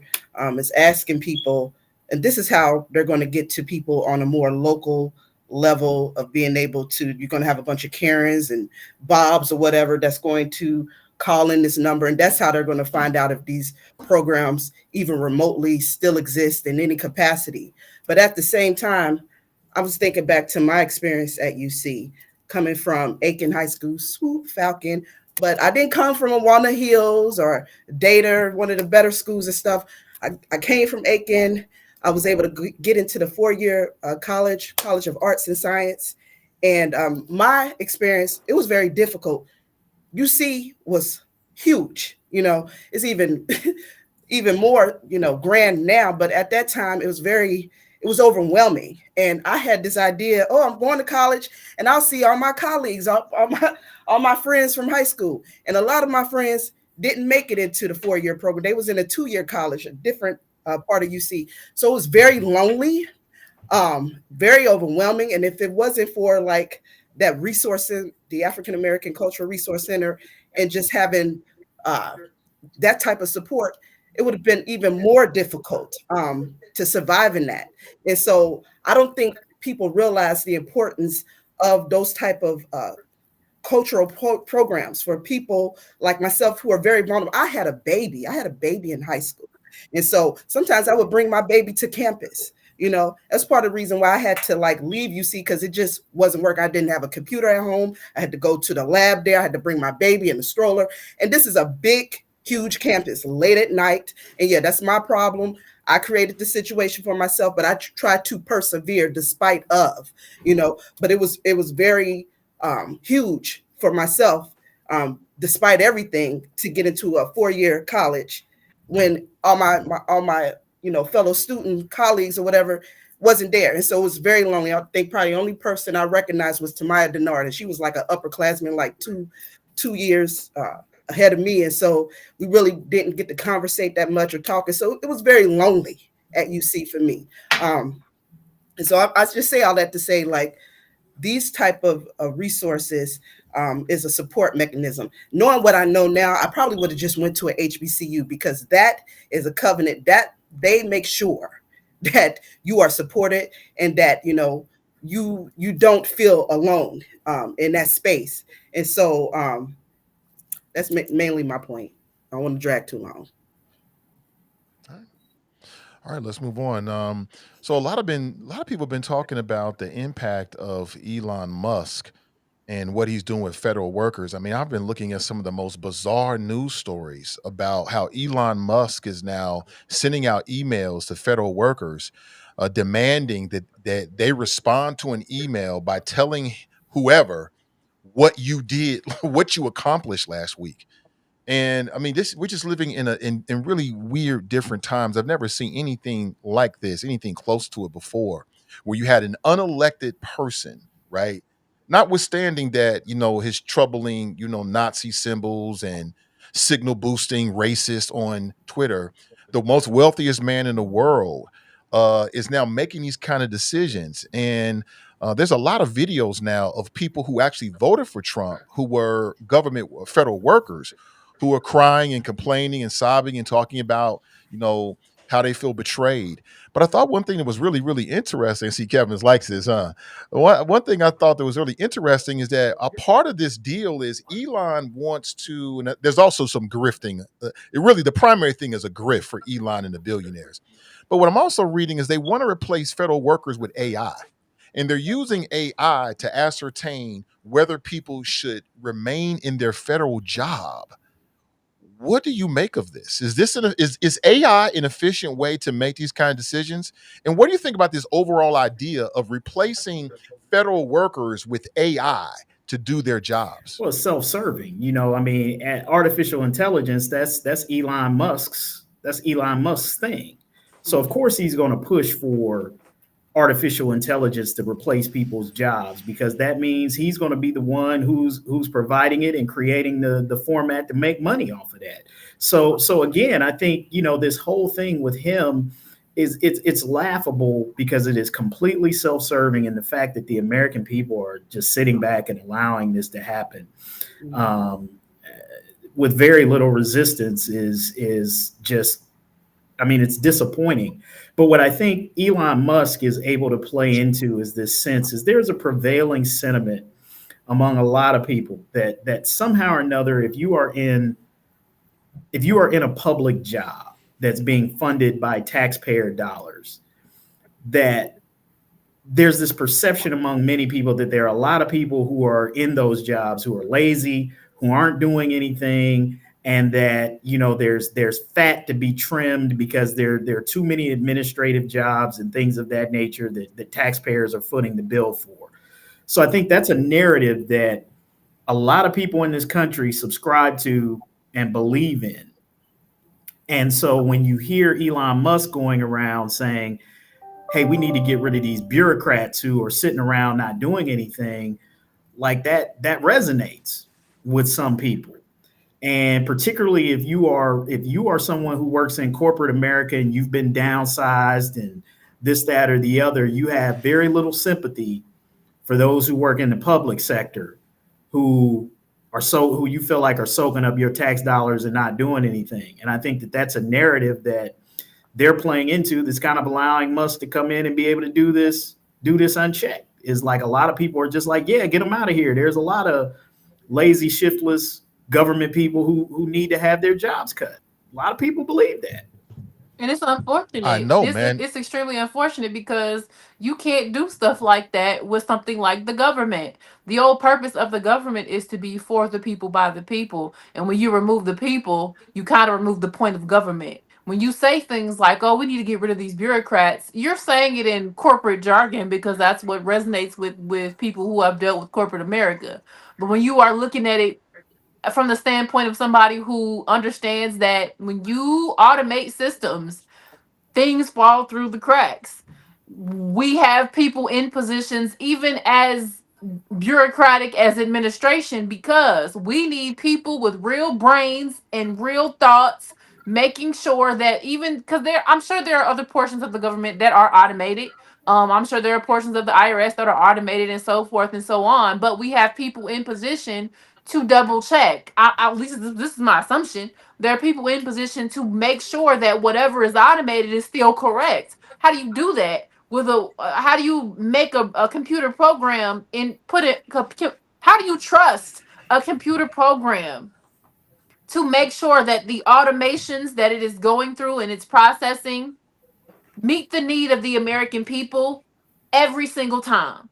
There's no way to do that. We don't know enough about AI itself to be playing around with it and adding it into our government. There are still things that are very glaringly wrong with AI itself. To be using it in such a very important and impactful way.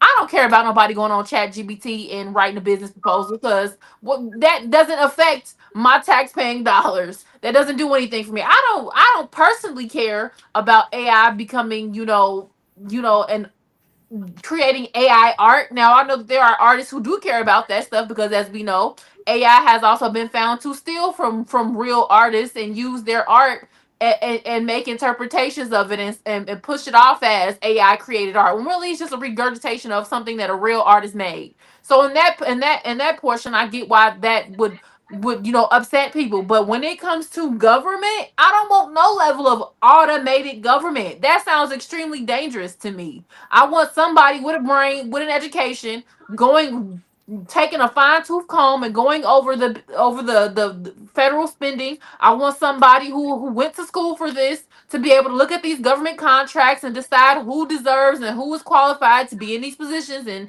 who can carry the weight of this contract. That's not a process that you want to automate. And I hate that people are hearing this corporate jargon and hearing these buzzwords and making decisions based off of their response to a buzzword. Really truly think about the decisions that you're making with your government. You are allowing a man who has no other who I'm still having a hard time, if I'm being real with you, I'm still having a hard time wrapping my head around the fact that people are so okay with the man from South Africa who got here illegally and started doing business here illegally. They're so okay with that guy being in charge of a very important and impactful part of our government. That still blows my mind. On just the smallest level, that blows my mind. The same people who are into less government, the same people who are very, passionate about immigration and about becoming an American the legal way and all these other things, y'all are looking straight past all of that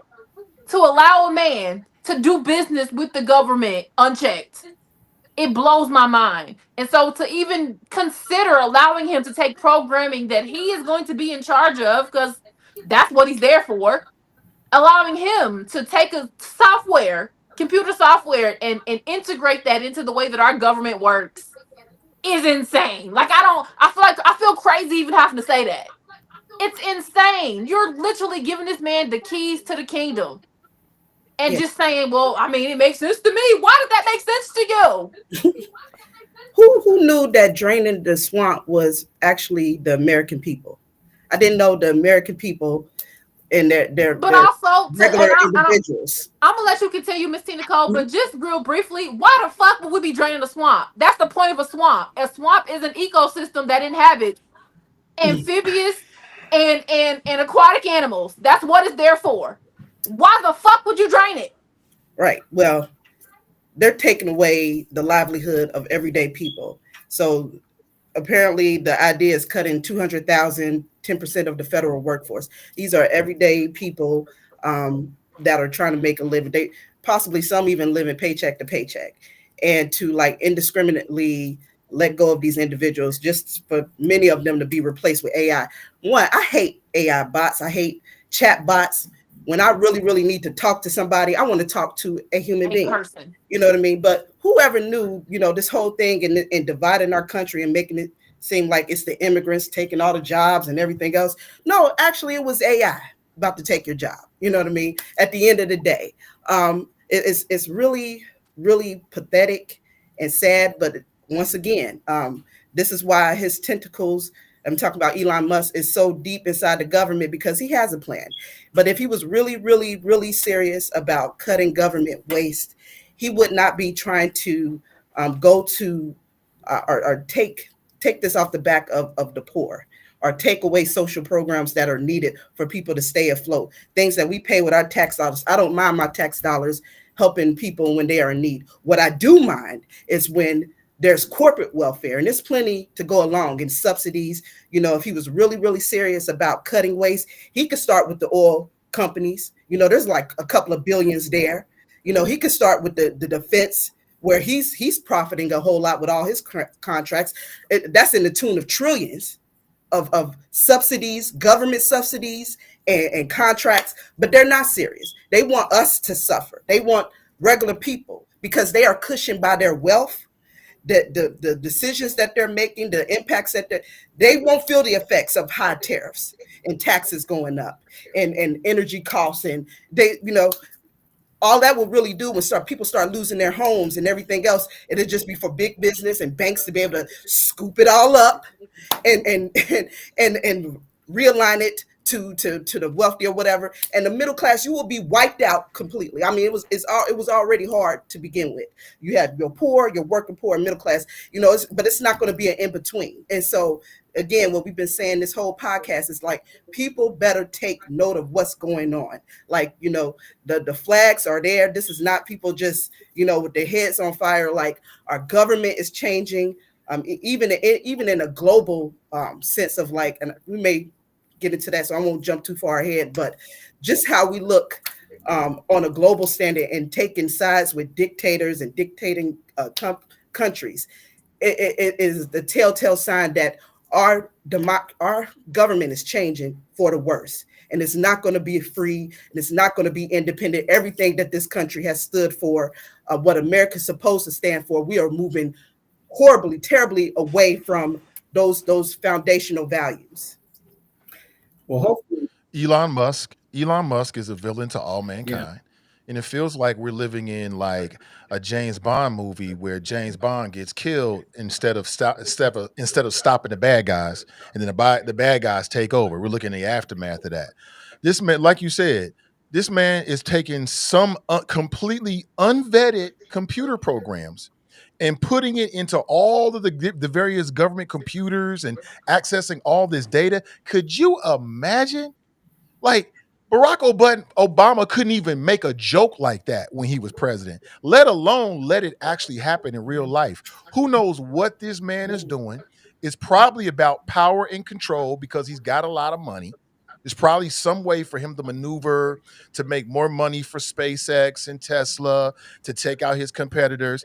I mean, these federal workers, man, I'm watching these videos, and I'll be honest with you. I know, some might disagree, but I got sympathy for these Trump voters who lost their job. And the reason why is why they as an individual might deserve it.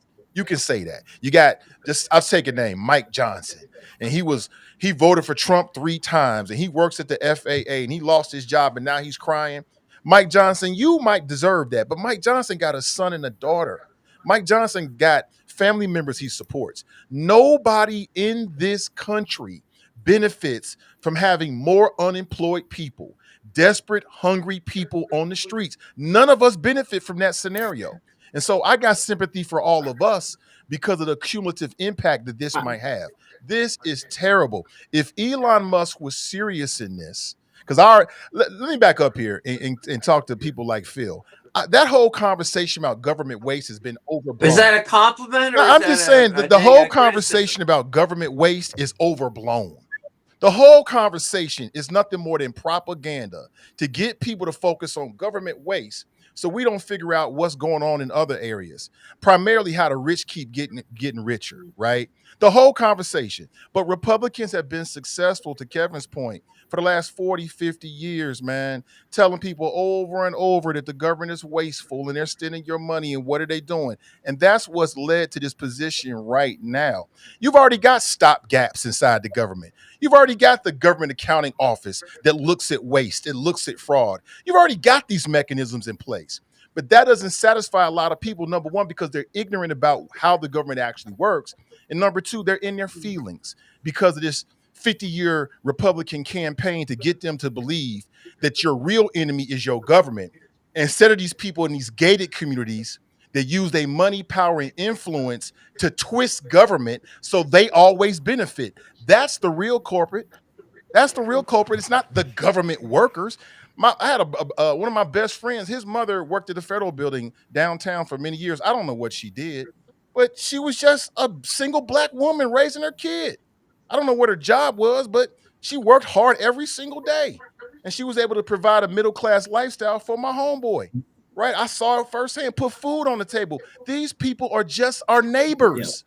Our mothers, our fathers, our brothers, our sisters, the people that we worship with, the people that we bump into when we're picking up avocados at Whole Foods. These are family people. That's it.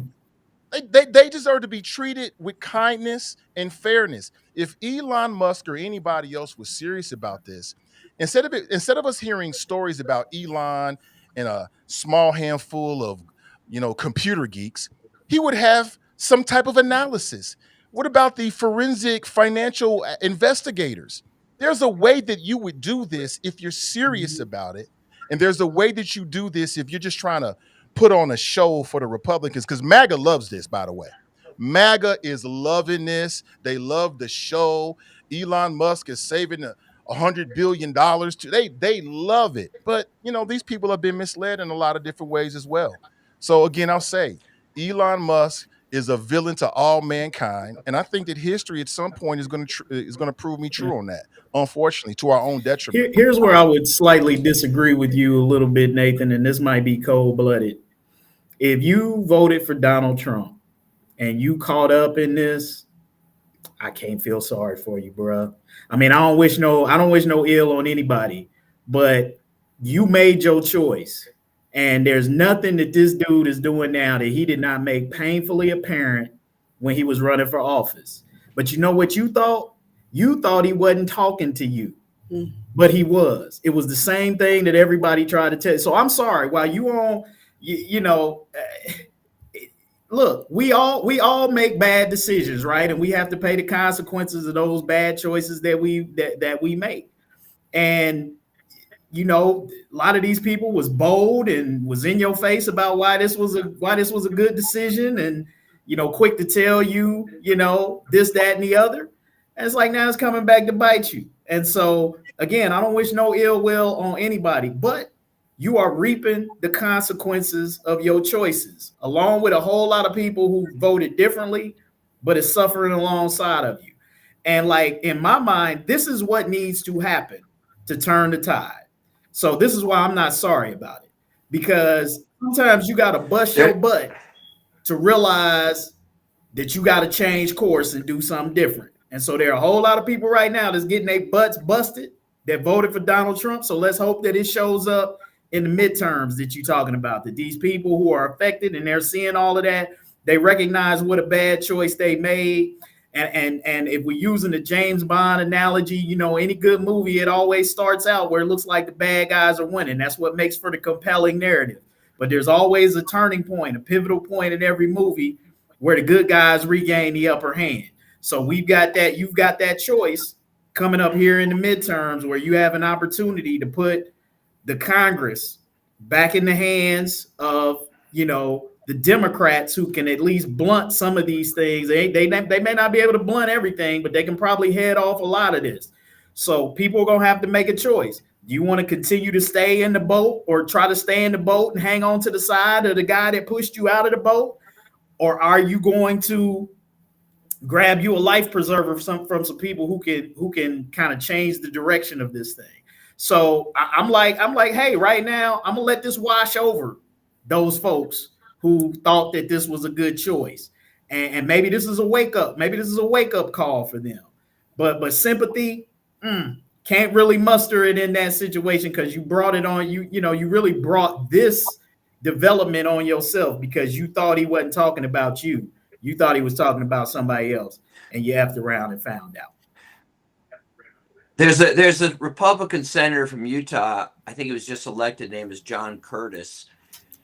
And he, I think, has shown a slight amount of independence. And he was talking about the Doge stuff and everything. And what he said was, look, okay, if we're going to cut waste, and that's okay, but show some compassion. Show some compassion. And I thought that was a very powerful statement. They are treating these people, as most of you have said, they're treating them like they're worthless. They're not humans. They don't have families. I mean, this could have been done in a more analytical way. It could have been done by giving people dignity, giving them dignity. But they didn't do that. They showed no compassion. And truthfully, from what I don't know that much about Musk, but from what I know about him, and certainly what I know about Trump, these guys have that's no my compassion. point, Phil. They absolutely have no. That's my point. Compassion. What you just illustrated right there, Phil, is why I have a hard time with Nathan's sympathy argument, because you voted for a guy who has demonstrated no compassion, no sense of dignity or humanity for anybody else. But now it's the classic story of Jonah and the whale, right? Like, when you were asked to go do the right thing, you didn't want to do it because you didn't like the people that you were being asked to show compassion to. And so now there are consequences because you didn't want to do that. Now you're in the belly of the whale, and you want from others all of the compassion that you were not willing to extend to somebody else. Okay. And it's like, yeah, you can't expect compassion when you vote for somebody who is not compassionate. What made you think that compassion was going to be a part of anything that he did? Humanity was going to be a part of anything that he did. Allowing you to preserve your dignity was going to be a part of anything that he did. Trump eviscerates people. His whole MO is to belittle you, if you don't capitulate to him. He did it to every one of his competitors. Ted Cruz. I mean, just the amount. Yeah, what about Mike Pence? What about Mike Pence and all he stripped the dignity from everybody in his circle that has dared to challenge him. And so what made you think that a guy who was like that, I just can't, I can't muster up. I can't. I'm trying. I'm praying. Pray for me. I'll Please say it pray for again. me, I'll say man. it I'm again. asking for that prayer. Pray for me. People, what has made me good, We already prayed what for you. We got enough things to pray about. what for makes you. me good at what I do is not my strength, it's my compassion. And so I'll say it again. While these grown individuals that went in and voted, they might be getting their comeuppance, I think about the children. I think about their mothers and fathers. I think about all the people that people support with their dollars and with their jobs. I think about all those people who are going to be affected. And I think about us. And nobody wins with a higher unemployment rate. Nobody wins with a desperate mother, desperate father out on the streets, willing to do whatever it got to do, don't have enough money coming in. We all lose in that scenario. All of us lose. And so I got compassion for us. I got compassion for us. It ain't just about John. John did some dumb stuff, but John got a mother. And you know, her prescription's going up. What he gonna do? And I think like that because I come from that. Like when you've been hungry before and you ain't had a lot, you understand it ain't when you in that mindset, I'm gonna do whatever I gotta do And to get what I gotta get. And that's dangerous for our whole society. and that's a great point, because if we want to flip this on the other side, we also know that from poverty comes crime. And so when you put somebody in a desperate situation, what do you think they're going to do to survive? This is not just about those people who are, dealing with the consequences of their actions. We now are going to be, the rest of us, because I don't pretend that I'm even safe because I'm currently out of a job. But you just never know. Like when people are in a desperate situation, you don't know what they're willing to do to survive or for their family to survive. So just like John voted for Trump and then his mama went out without her is going without her meds because he can no longer afford to pay for them. What is John going to do now to go figure out how to pay for them? He gonna do whatever he gotta do. Whatever I gotta He's do. going to come into your neighborhood and carjack you or steal something from your house or do a home invasion at your crib because he gonna have to figure out a way to survive when he could have been given that by being able to keep his job or by being able to live up under a government that would have made it easier for him and his family to survive. So it's more than just about John and his stupid decision or the consequences that he is facing because of his stupid decision. We all got to deal with those consequences. We all are dealing with those consequences as we speak. Yeah. Why don't John them think like that on the other end? They don't think like John them don't think about that on the other end when the consequences is on you. John ain't concerned about your family and what you know what he gonna say? Arrest them, send them to jail. That's what they get them out of the country. John ain't gonna have that attitude, and that's what I'm saying. I feel what you're saying. Like again, I don't take delight in it. I don't take any joy in any pain that his family members or whatever are experiencing. But I'm saying these are all things that you should have thought of when you cast your vote. You should have thought about your mom. You should have thought about your kids. You should have thought about this, that, and the other. It's not my responsibility to think about your kids and your mama. That's your responsibility to think about that because I'm thinking about mine when I cast my vote.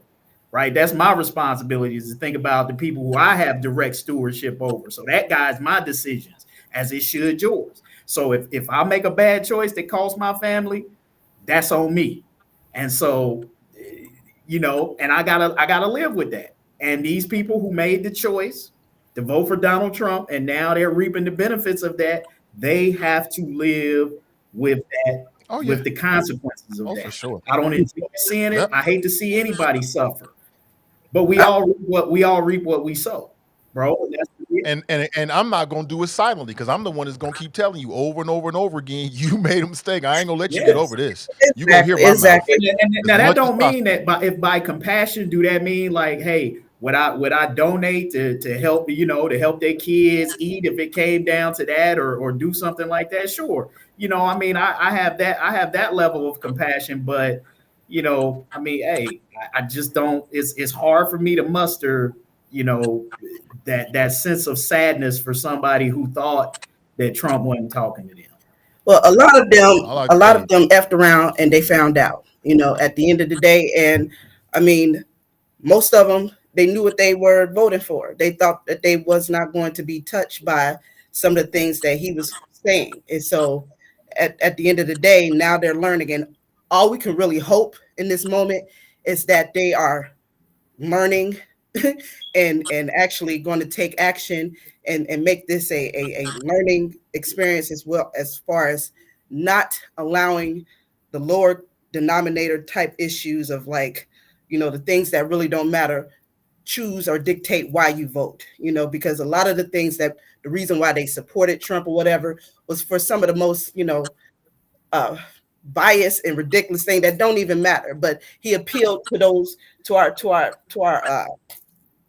weaker notions of humanity and what we think about people. And a real leader does not seek to divide his country. He wants to unite it. And so that should have been first and foremost what people recognize when he, spew the things he say. He goes off into this whole tangent and he's talking about completely nothing. But now we are where we are. And hopefully more people become woke and understand that the situation at hand is bigger than anything that we probably ever seen in this country in a long, long time. And so we have to be in a position to fight. Like right now, it really burns my soul. Like I'm like on fire just thinking about what's happening and people losing their jobs, and Doge, just selectively taking the livelihood of regular people. It's two things you don't do. You don't mess with people money, and you don't mess with people kids. That may resort to violence. And so, what I hope to see more, in which we are seeing more town halls and people, bringing hell to these politicians. They need to bring hell to the Congress and particularly the Republican Congress, the enablers that are not doing anything, because we do supposed to have checks and balances. It's supposed to be a 3-branch government, and one is operating in the position of a lapdog. They refuse to do anything. And I know they didn't have the galls to impeach him over the insurrection, but if he continue on this path and doing the things that he's doing, at some point, if they don't do anything, their tentacles are going to be so deep within the government that it's going to be too difficult to reverse.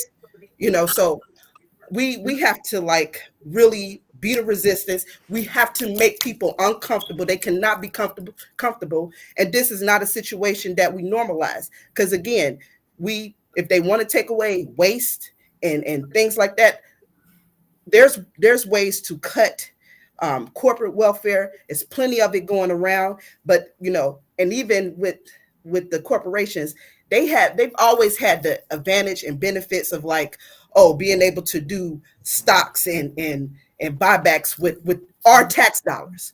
But on the lower end, the things that they're trying to take away, you can't even buy warm food with your EBT card, which is like $6 a day.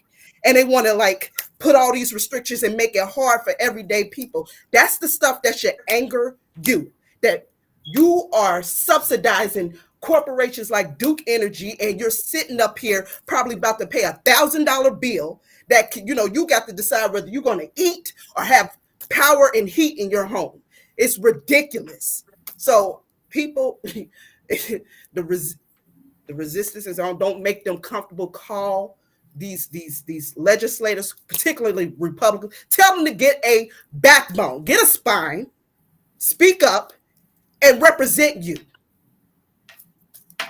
We got to be in those spaces. I got a video I want to show you guys that you might get some comfort out of, because as we're talking about this, Republicans are waking up. There are many videos out there of some of these town halls where some of these congressmen and women have been getting some serious pushback. Let me play this for you. He's issued a lot of executive orders.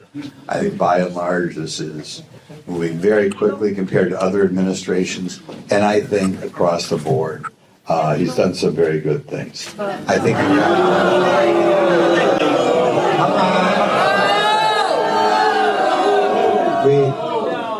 he's gotten rid of birthright citizenship.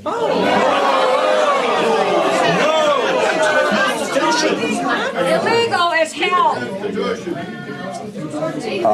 He's gone back to the stay in Mexico policy, which I think is one of the major reasons why we no longer have thousands and thousands of people crossing the southern border every True day. rotting. He's getting rid of the DEI.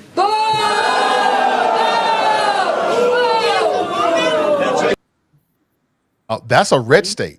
Those are Republicans. Yeah, but I think that's a little misleading. I'm not blaming you, Nathan, but you see, first of all, you don't know who's at that meeting. It could have been even a red state. It could have been 3/4 or 80% Democrats. And the thing to keep in mind, about 97% of congressional districts, there is no competition in the general election. They're gerrymandered. Which means there's a good chance this is a Republican audience.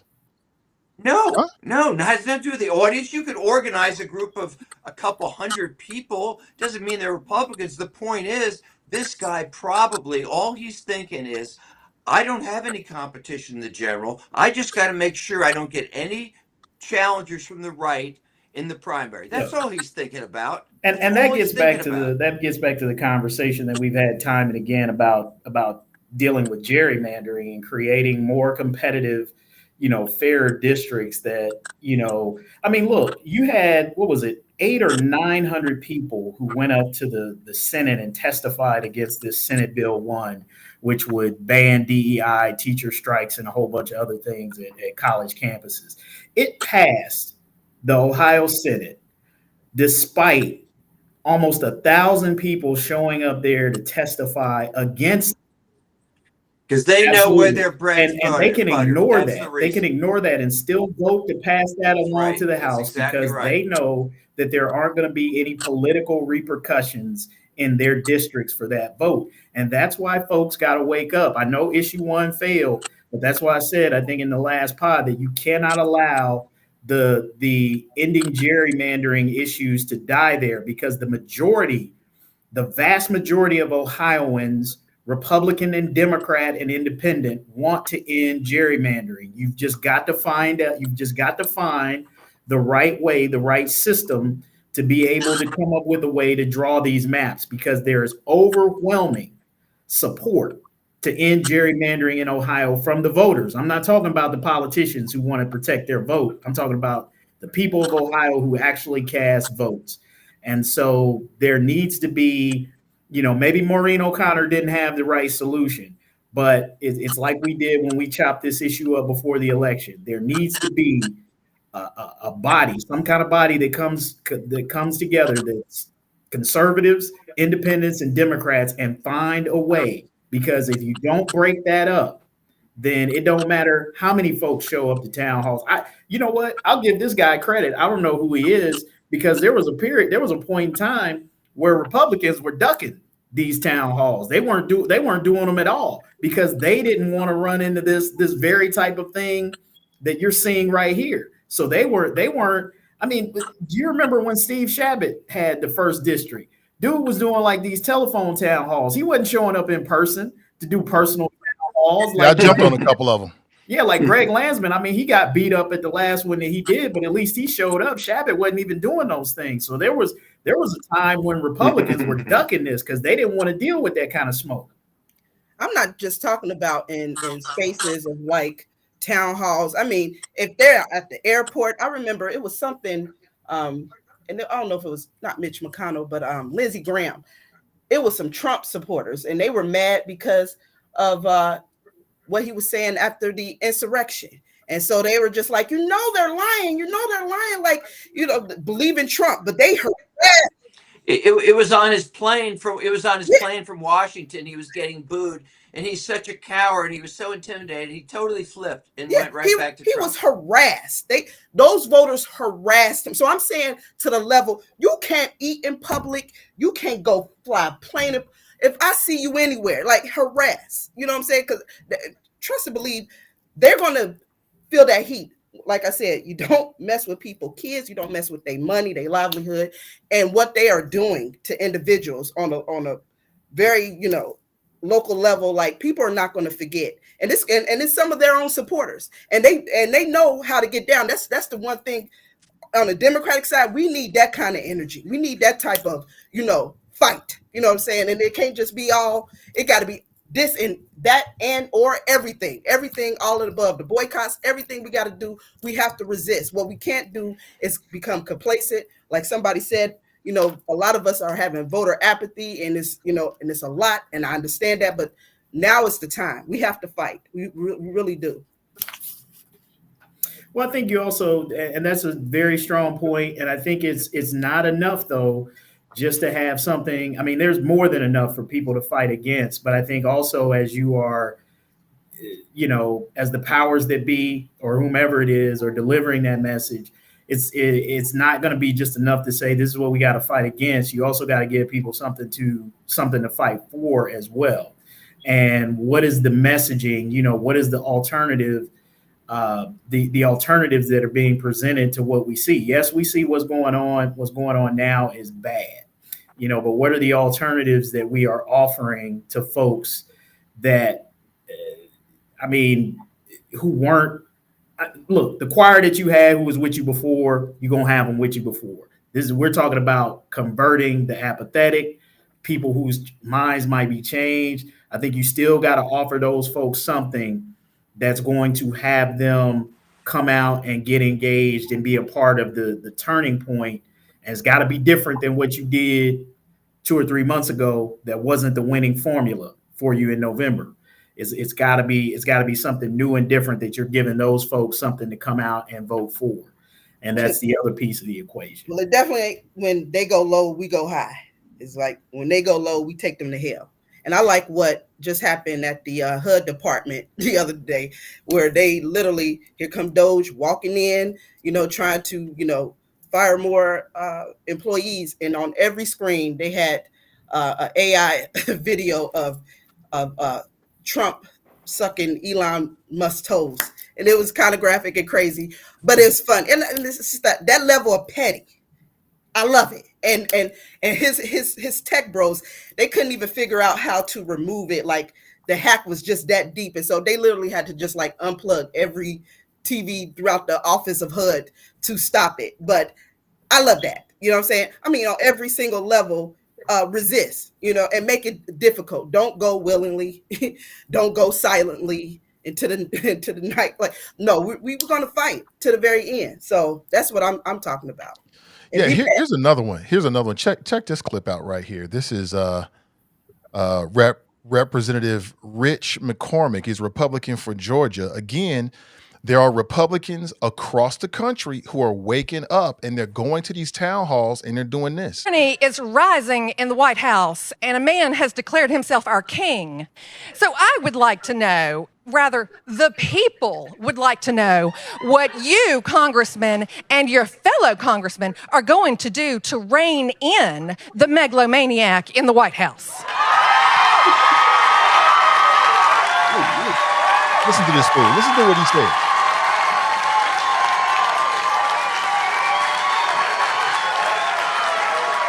There is hope. There is hope. People are waking up.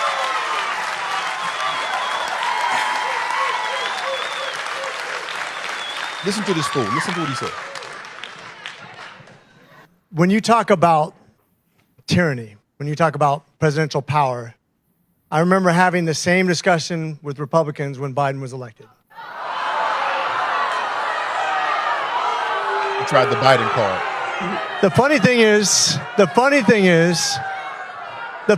is, you're sitting here and a lot of you would probably say those January 6s who are yelling just as loud as you, who are upset just like you. Huh? And not listening. Hey, let's restore some order. Let's restore some order. Hey, let's restore some order. So Stop yelling at me is not going to get any answer, okay? I don't think executive privilege should be as strong as it is. I think we're out of balance right now. I think your direct representation, whether you like me or not, I'm the closest thing you have to a representative. Your senator's not going to be as representative as me, and the president's not going to be as representative as me when it comes to you, the people in this district. Likewise, I think state government needs to be more powerful than federal government. It used to be that federal funds only made up 1/3 of the money spent, and states was 2/3. It's more representative of your money and your money spent. That's better. Always push government down to the local level because you'll get better representation. I don't want to see the president make all the decisions. I Look at all don't. that goobly got. I didn't want to see. Lower level government, goobly got. Distract, distort. Do Don't you look not at want to hear? I mean, it's the same that I old just thing. said. But I answered it directly. People are starting. Hold on one second here. People are starting to wake up, and I'm glad when I watch these town halls Nathan, that I just can like see Kevin, people, no, white no, people, you're white assuming Republican those aren't people necessarily who are pushing they're back not on this. necessarily Republicans. It's just like Kevin said. 1,000 people came into the state. It didn't matter. does matter. Because they know where their bread is buttered. You cannot assume those people are Republicans just because it's a red district. I would agree with Phil on that, Nathan. And I would say just from, I mean, I know you've put together your fair share of events, but I know like the sentiment that's kind of out there right now is like you have a lot of liberals and Democrats who are fired up. They're having the same conversations that we're having here as being part of the resistance. So they're showing up for stuff like this. So I have no doubt that probably a good percentage, I don't know, I can't put a number on that, but I would guarantee you that a good percentage of that audience there is probably not representative of his core constituency Based there in upon that what? district. Yeah. Now that evidence. That's just What like evidence do you have to support what you just said, bro? They always got the no. I'm not. Look, I'm not saying that he doesn't have. There's a lot of independent voters too. Look, I'm not saying that. We're talking about Republicans. Independent voters have no influence in a primary, and that's where the congressman is. So what I'm saying is, I'm not disputing that there aren't people in that audience there, and even if it is a majority of liberals and Democrats, there's still value in him needing to. That's not my question, though. Needing to hear from those folks there. No, but you and Phil have just made a statement with no evidence. Now, if it's just your opinion, that's one thing. Just say it's my opinion. That's what I'm saying. I'm saying that it's my opinion. I'm not saying that I have evidence. Okay, I got you. I'm using my own sort of deductive logic in terms of what is probably more likely. What's probably more likely is you've got a lot of folks, a lot of anti-Trump folks who are fired up. And they are going to show up in mass because this is their opportunity to talk to these Republican candidates and have their voices heard. Because guess what? When they're calling these people's offices, they're not getting answered. Their phones aren't picking up. We just did a story the other day about how these politicians are not answering the calls of people who are calling up to tell them that they disagree with their opinions. Right. Now, Republicans, right? It could be, Nathan. I don't know what the percentage of it is, but I would venture to say that you probably had a lot of liberals in that audience as well. Again, that's my opinion, and to me, it's neither here nor there. What the percentages are, there's still things that this guy needed to hear from the folks in that audience, whether they're Democrat, Independent, or Republican. Yeah. People are bringing things to him that he needs to hear. But I do agree with Phil that I think it's a mistake to say that all of those people that you heard cheering in there are all of Republicans. All of his constituents. They're all his constituents. Okay, so it don't even matter Democrat, Republican, or all of that. I just said that. Okay, I know. I just said that. But I think Nathan's overall point is that these are Republicans in the audience. And what I'm saying is there's probably a mixture of Republicans, Democrats. It's a mistake. Bro, you got to go back and watch the video. The whole crowd is Republican. Listen, now you want to play the extreme. Whether it's 99% or 100%, I stand on what I said. You got Republican voters who are waking up all over the country. Many of those people stood up and said, I voted for you. He is a Republican in a red state in Georgia. To me, using my deductive reasoning, that tells me there's a lot of pissed off Republicans in that office, in that auditorium, in that audience, who are telling him how they feel. Many of them, go back and watch the videos, many of them profess that I voted for you. That tells you that they are Republicans. So don't try to water it down. Look again, Nathan. Republicans are waking up across the country. These are people. You're saying that what I'm saying is not valid. You have no more evidence to support your opinion or your point of view than I do. The video, Kevin, people stood up and said, I voted for you. How many people, Nathan, stood up and said that? More. I watched more. How many do that need to stand up and say that? Well, They always say I voted for you. I've been to these meetings. Listen, They you always say entitled that. to They your say you opinion. did. You're entitled to your Real people opinion. have been impacted. Real people have been impacted. The veterans, 9/11 responders. Like, there's a lot of funding that has been cut, and so the impact that Trump has done in this first month or few weeks of him being in office have really deep down impacted a lot of people. It doesn't matter what their party is, and so people are frustrated. People are angry. There are congressmen writing letters to Trump like, hey, can you make an exception here? I agree with you, but can you make an exception because this is impacting? So, instead of like diving into the weeds of like who is who and the percentage or whatever, people are angry. Can we agree that? Because that's what I said. That's what I said. So, I'm just saying you can't overstate. Just don't overstate. I don't know if it's an overstate because if I'm a Republican voter, if I'm a Republican understate it voter, either, Kevin. And I'm taking an impact like that, like I lost an important resource or I lost a job, and I voted for you. I'm fucking livid. What are you talking about? I'm definitely in the space because I trusted you to do X, Y, and Z, and you're doing everything but. Eggs still $12, everything but, right? So I'm gonna be more upset than anybody else. I'm sorry. Angry Black moment has settled down. Yeah, I don't know the percentage of the people that voted from him. I don't know if he's in a gerrymandered state down in Georgia, this particular rep. But like I said, man, Republicans, and I just showed you 2 videos. There's a lot more of Republicans going to town halls where typically there are Republicans there to meet them, and they are getting a real pushback from the audience. I hope that's true. I'm skeptical. Ain't no hope, man. All you got to do, Google it. I just told you 2. I just showed you 2. There's more videos. You showed me 2 videos of people who are there, and you're assuming that that because it's a Republican who's there, that everybody or the majority of people. You never heard me use the word everybody. You never heard me use the word everybody. What I simply said is that Republicans I agree are rising up. There might be 10 or 15 in the audience that are Republican. And it could be 90% Republican. Okay. I mean, I know for a fact that I watched the video and at least 2 people stood up and said, I voted for you. He's a Republican. If they voted for him, I don't know why we got to go look, I'll just if he voted for them.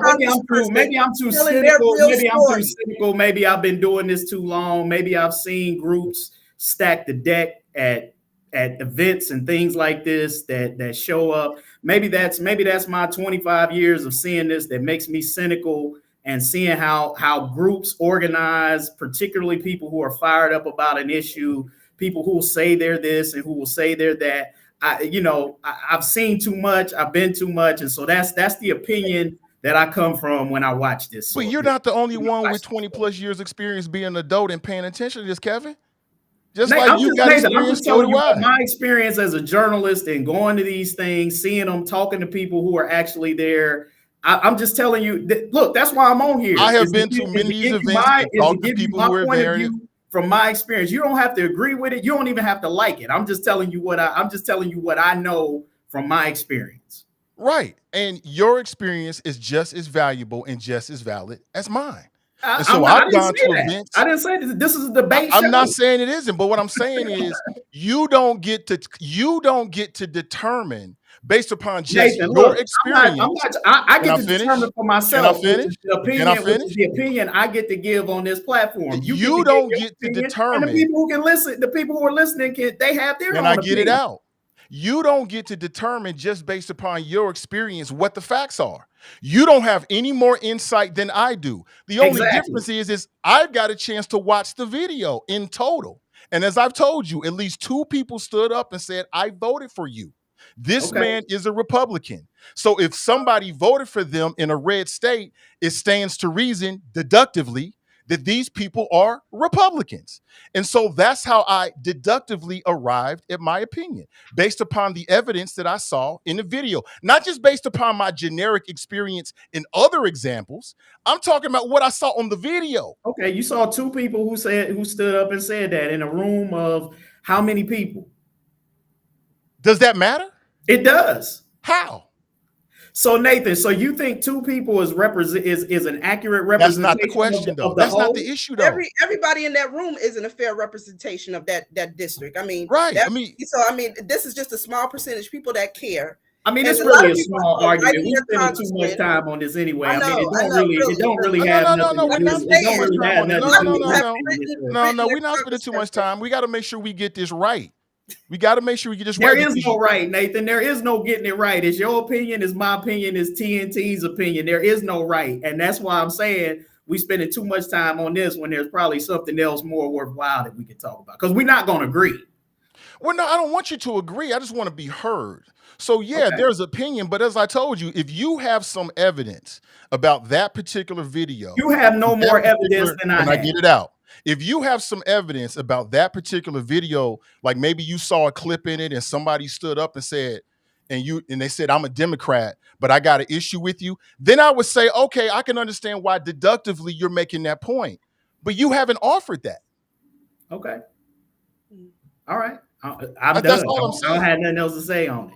Right. Like, do I think that every last person there was a Republican? I don't have any reason to believe that. Probably not. But that doesn't challenge the point that there are Republicans in that audience, as I said, who are very upset about what's going on. That's it.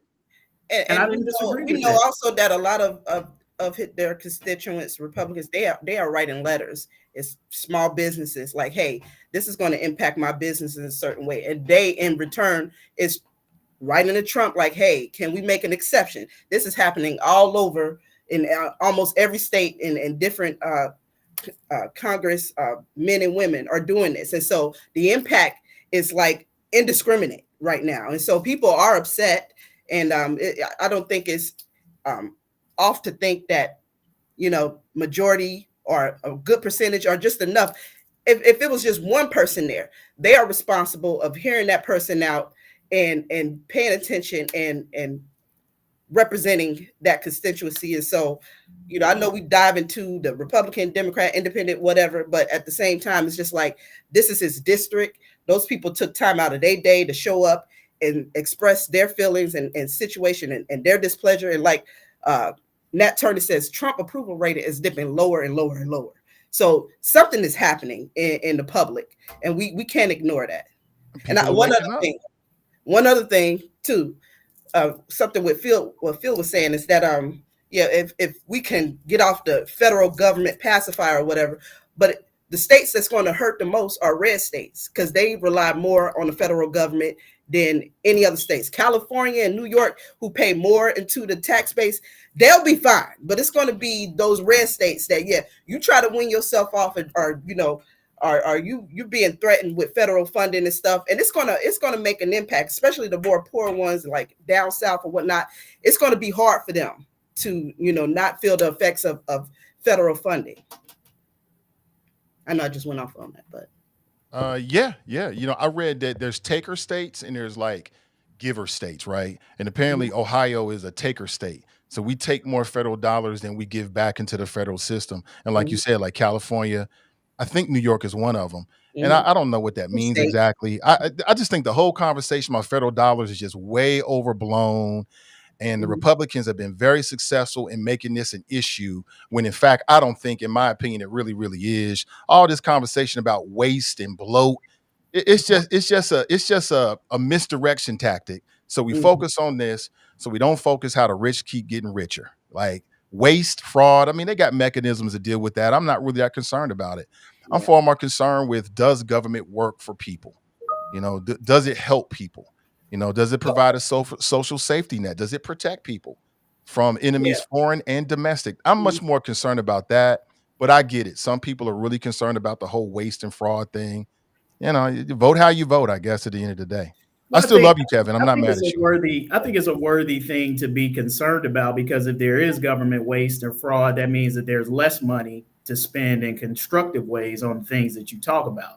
I mean, and then there's also the conversation, which I know, there are concerns on both sides of the aisle about, this notion of the national debt and sort of what to do about that and how to get that down. The issue is that they won't do the thing, Congress will not do the things and find the cuts in the areas that are actually going to have the most impact. Like right now, what they're doing is just nibbling around the edges.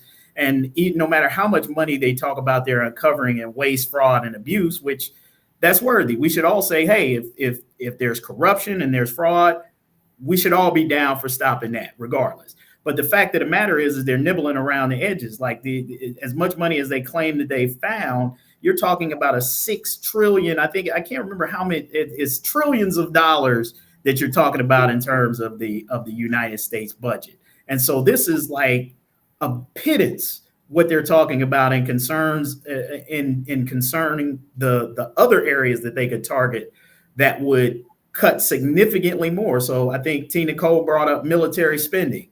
Nobody's going to talk about that, in terms of one of the biggest campaign things that both Republicans and Democrats talk about. Although I will say Obama, when he was president, cut back, to some degree, I think, on military spending. And he was criticized for that because he said, look, we've got the mightiest, most powerful military on the planet. We don't need to continue to buy and produce all of this different types of military equipment. So what did Trump come back when he was running for president? Oh, we're going to have the mightiest, most strongest military on the planet, and we're going to beef up this, and we're going to do that. And we're spending all of this money on military spending that we don't need to spend. Mm-hmm. When you could be taking some of that money and be using that to care for veterans.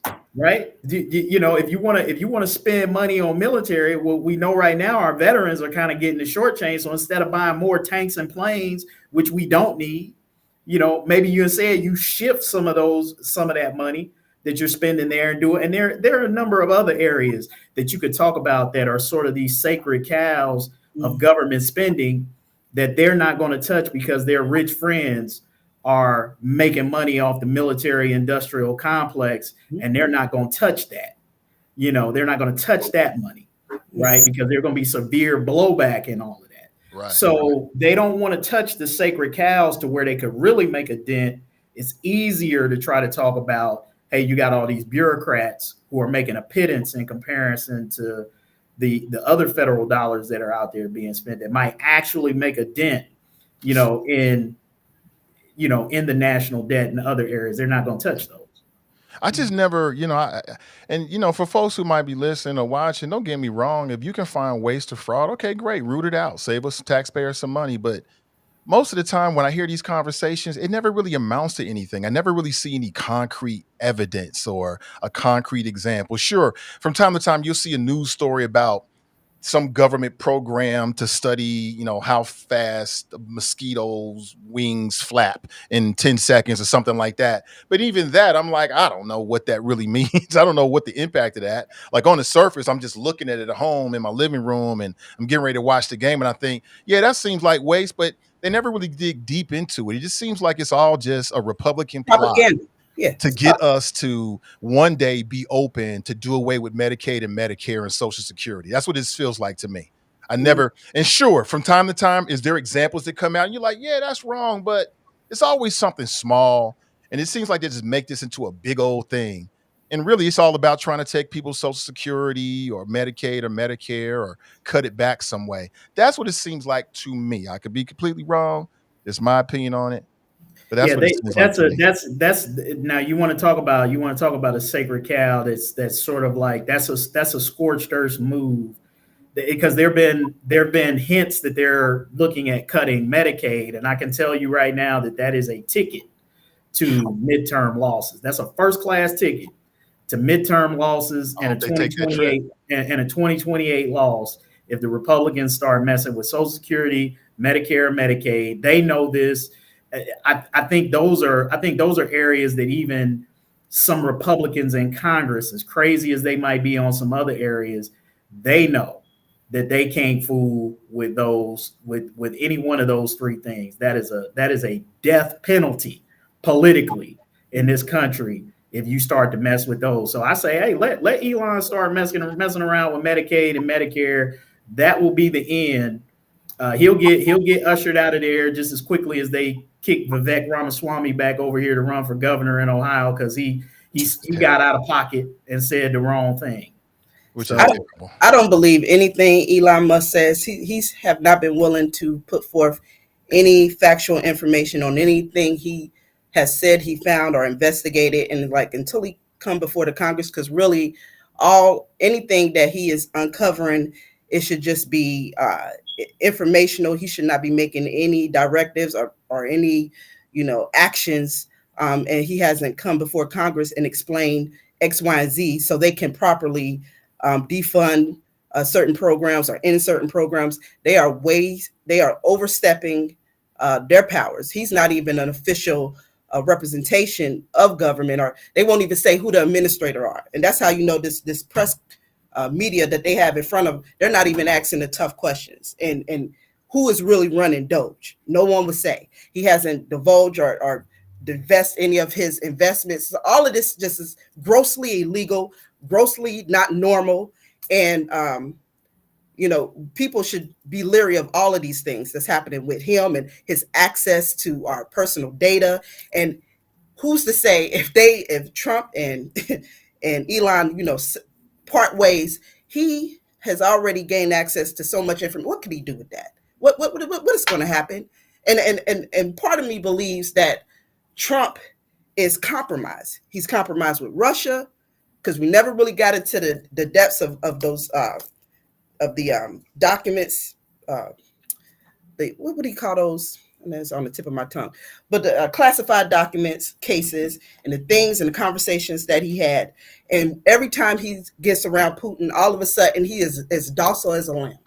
Whatever Putin says, he agrees. And now we're on the side of like the dictators, and now Ukraine is the aggressor, and it's just like a total farce of everything. And he does the same thing with Elon. He could have he could take over an interview. He's in the Oval Office with his child running around picking his nose, and just never in my lifetime have I seen a president just give so much power to a person who is not a part of his cabinet officially.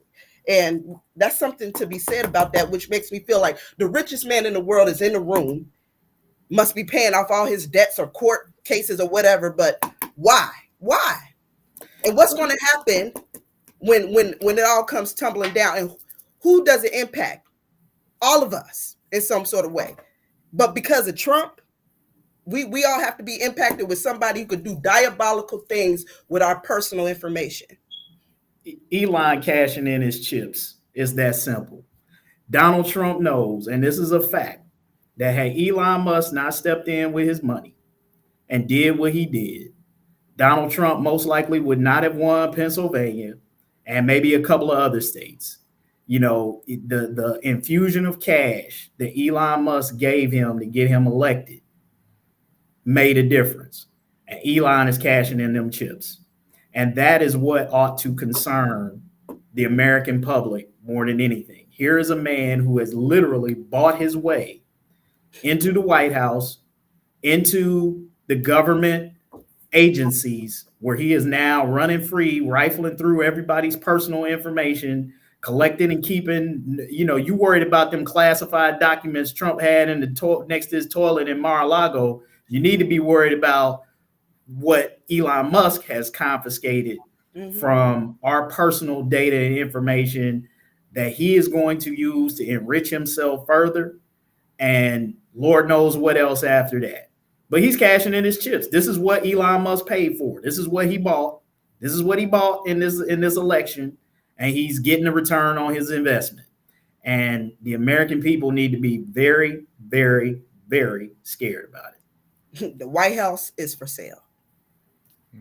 It always has been, man. Trump, I don't know what's the latest wares he's hot. He got cologne, watches, Bibles, prayer cloths, pieces of his suit, shoes. I mean, man, this dude done sold everything. I mean, he's selling everything. The White House is definitely for sale. Always has been. Now it's just more blatant. right? Just out there up front, like, hey, daring you to do something about it, though. But listen, we've been going for a long time. Spirited conversation. Appreciate it. I'll just end the show as we always did. Is there anything that was missed or you want to throw in or you want to go back to? Speak now or forever hold your peace. I'm just going to do a shameful plug. I am doing a Mardi Gras event with Laughabration 5, the Laugh Life Entertainment presents. I'm also a caterer, tailor-made catering. And so it is March the 1st. Now, after the boycott on Friday, make sure you support a Black business. Come and join us. Have a good time. Comedians from Atlanta and Chicago and some great music. And so if you want to check us out on March 1st, make sure you do that. You can go to my Facebook page, T. Nicole Taylor, to get the information. All right. All right, Kevin, anything in your mind? No, you got something in your mind, bro. Get off your chest. No, I just want to, I didn't get a chance to say this in the beginning when you were saying it. I just want to congratulate TNT and Raevn and even Sexy Phil on their podcast. And I would encourage everybody to, just as we encourage you to like and subscribe to Hot Mic, that you follow these sisters and what they're doing, because those voices are important, especially, you know, Black female voices in the marketplace are critically important. And I wish you guys nothing but the best. I'll definitely let me know where we can sign up and get on board. And I'll definitely be following you guys and promoting you guys because that's critically important. I think since Sexy Phil is not on here, I can get back on my race diatribe here in my final minute of commentary. You know, I've said this, that I think this is a moment specifically for Black people to sort of recognize that in many ways, we have to get serious about creating an economic power base and ecosystem within our community, and building that and supporting that. You know, part of what, you know, the folks are talking about in Lincoln Heights in the wake of the neo-Nazis, hey, let's build up that community. You know, Durant's talked about how his grandfather helped to build Lincoln Heights, and it was a community that was built by and for, you know, Black people. And at one point in time, before it got carved up and divvied up, it was a flourishing environment. And some of the greatest success that we've had as a people has been when we have created and nurtured and had our own economic ecosystems, educational systems that are not reliant upon the whims of others. And I think from what we've seen Donald Trump do with this DEI and everything, that ought to be a red flag for us, that we have to get serious about, you know, looking at our institutions again, rebuilding them up. You know, we have a lot of Black colleges that have, you know, let's just face it, that have fallen on some hard times for various reasons, that we need to take a look back at it. How do we build up those institutions again? Because if stuff does hit the fan, those may be the only places where our kids can turn to get the type of education and whatnot that we feel that they need to look at. When we talk about, you know, Phil's always talking about educational choice. You know, we need to be looking at creating our own schools, charter schools, things of that nature.